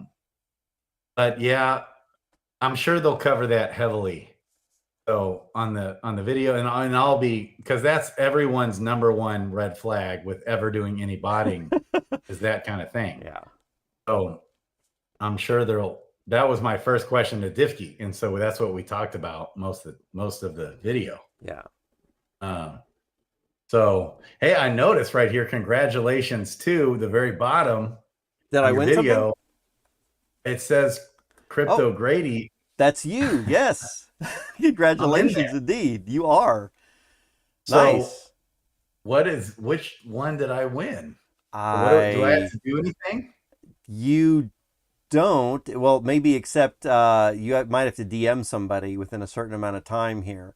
But these people, Joko won the blue egg, Alex and Geert won the gray egg, these people won the green egg, and these people won the yellow egg. And then the only saw that hit twice, you've got to hit twice. And I guess we didn't hit twice there. With these people won a gold egg. So those people are the winners. So even though you're listed here, you might not be listed in any other of these things. And you had to be number 12 and 13 to win the eggs. So, right. So there's 1, 2, 3, 4, 5, 6, 7, 8, 9, 10, 11. So Squirrel and Joko won the blue egg, number 12 and 13. And I think if we come down to here and see, Squirrel and Joko won the blue egg right there. So you got to be those. And then on this one where your name was pulled, 1, 2, 3, 4, 5, 6, 7, 8, 9, 10, 11, 12 is Gobo, and this person, you were just one away. You were number 14. And they're they only took 12 and 13. So you just barely missed it. But your name was pulled. And so if your name had been pulled in another group where it was pulled 2 or more times, then you would be good for a gold egg. You might want to double check just to be sure. I see. So that right there. So I didn't actually win anything. No, got it. Not this time. That's cool. Okay. Yep. I've never won any of those contests. I don't think I have either.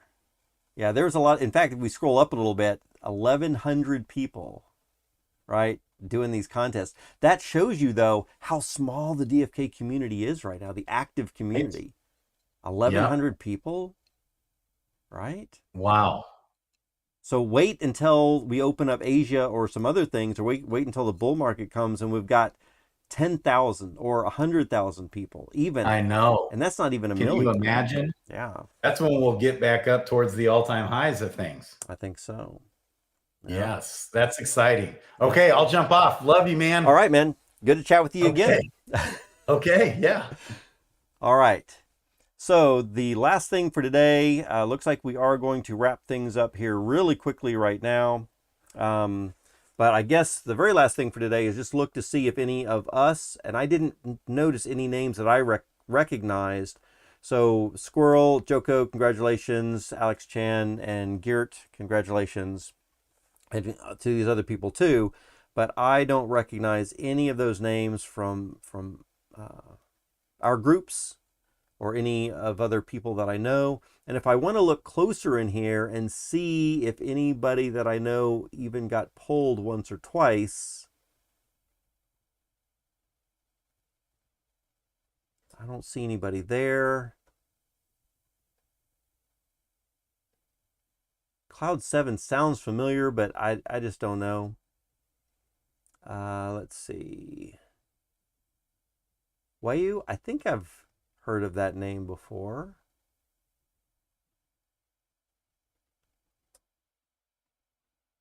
Let's see. Alex Jones Belly Fat, I've heard of that name before.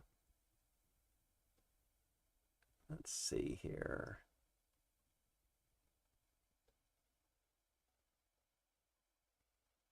None of those names. Bloater King, nice. Let's come down to here.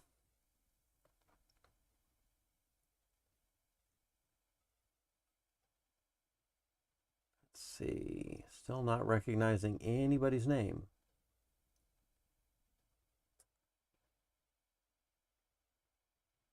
Wow. It's a lot of people that I just don't know that are active. Crypto Grady, we know that person. Man, nobody else. The only person I've ever even heard of, Crypto Grady. Huh. Anyway, congratulations to the winners there. Very good. Let's go ahead and wrap up the stream right now. And I guess the only thing that I'm going to leave y'all with is make sure that you're checking out DFK Helper. I hope that nothing that we were talking about a few minutes ago threw anybody off of that too much. Again, you know, anytime we're dealing with crypto and keys and security, we need to be a little cautious. But I don't have any reason to believe that anyone that we're dealing with is not above board. So we definitely want to see and listen to what they're doing here. And again, I will get involved in this.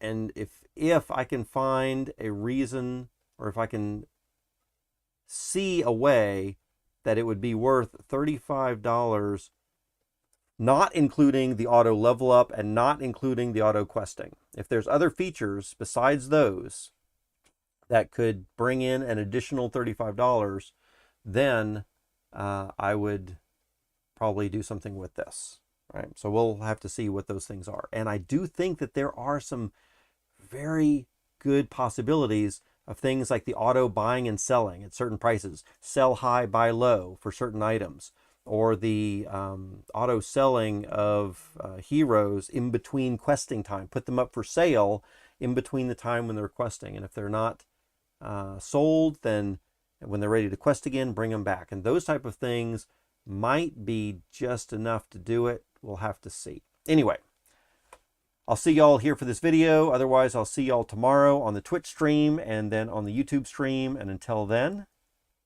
we'll close it out. And I'll see y'all later. Rock out.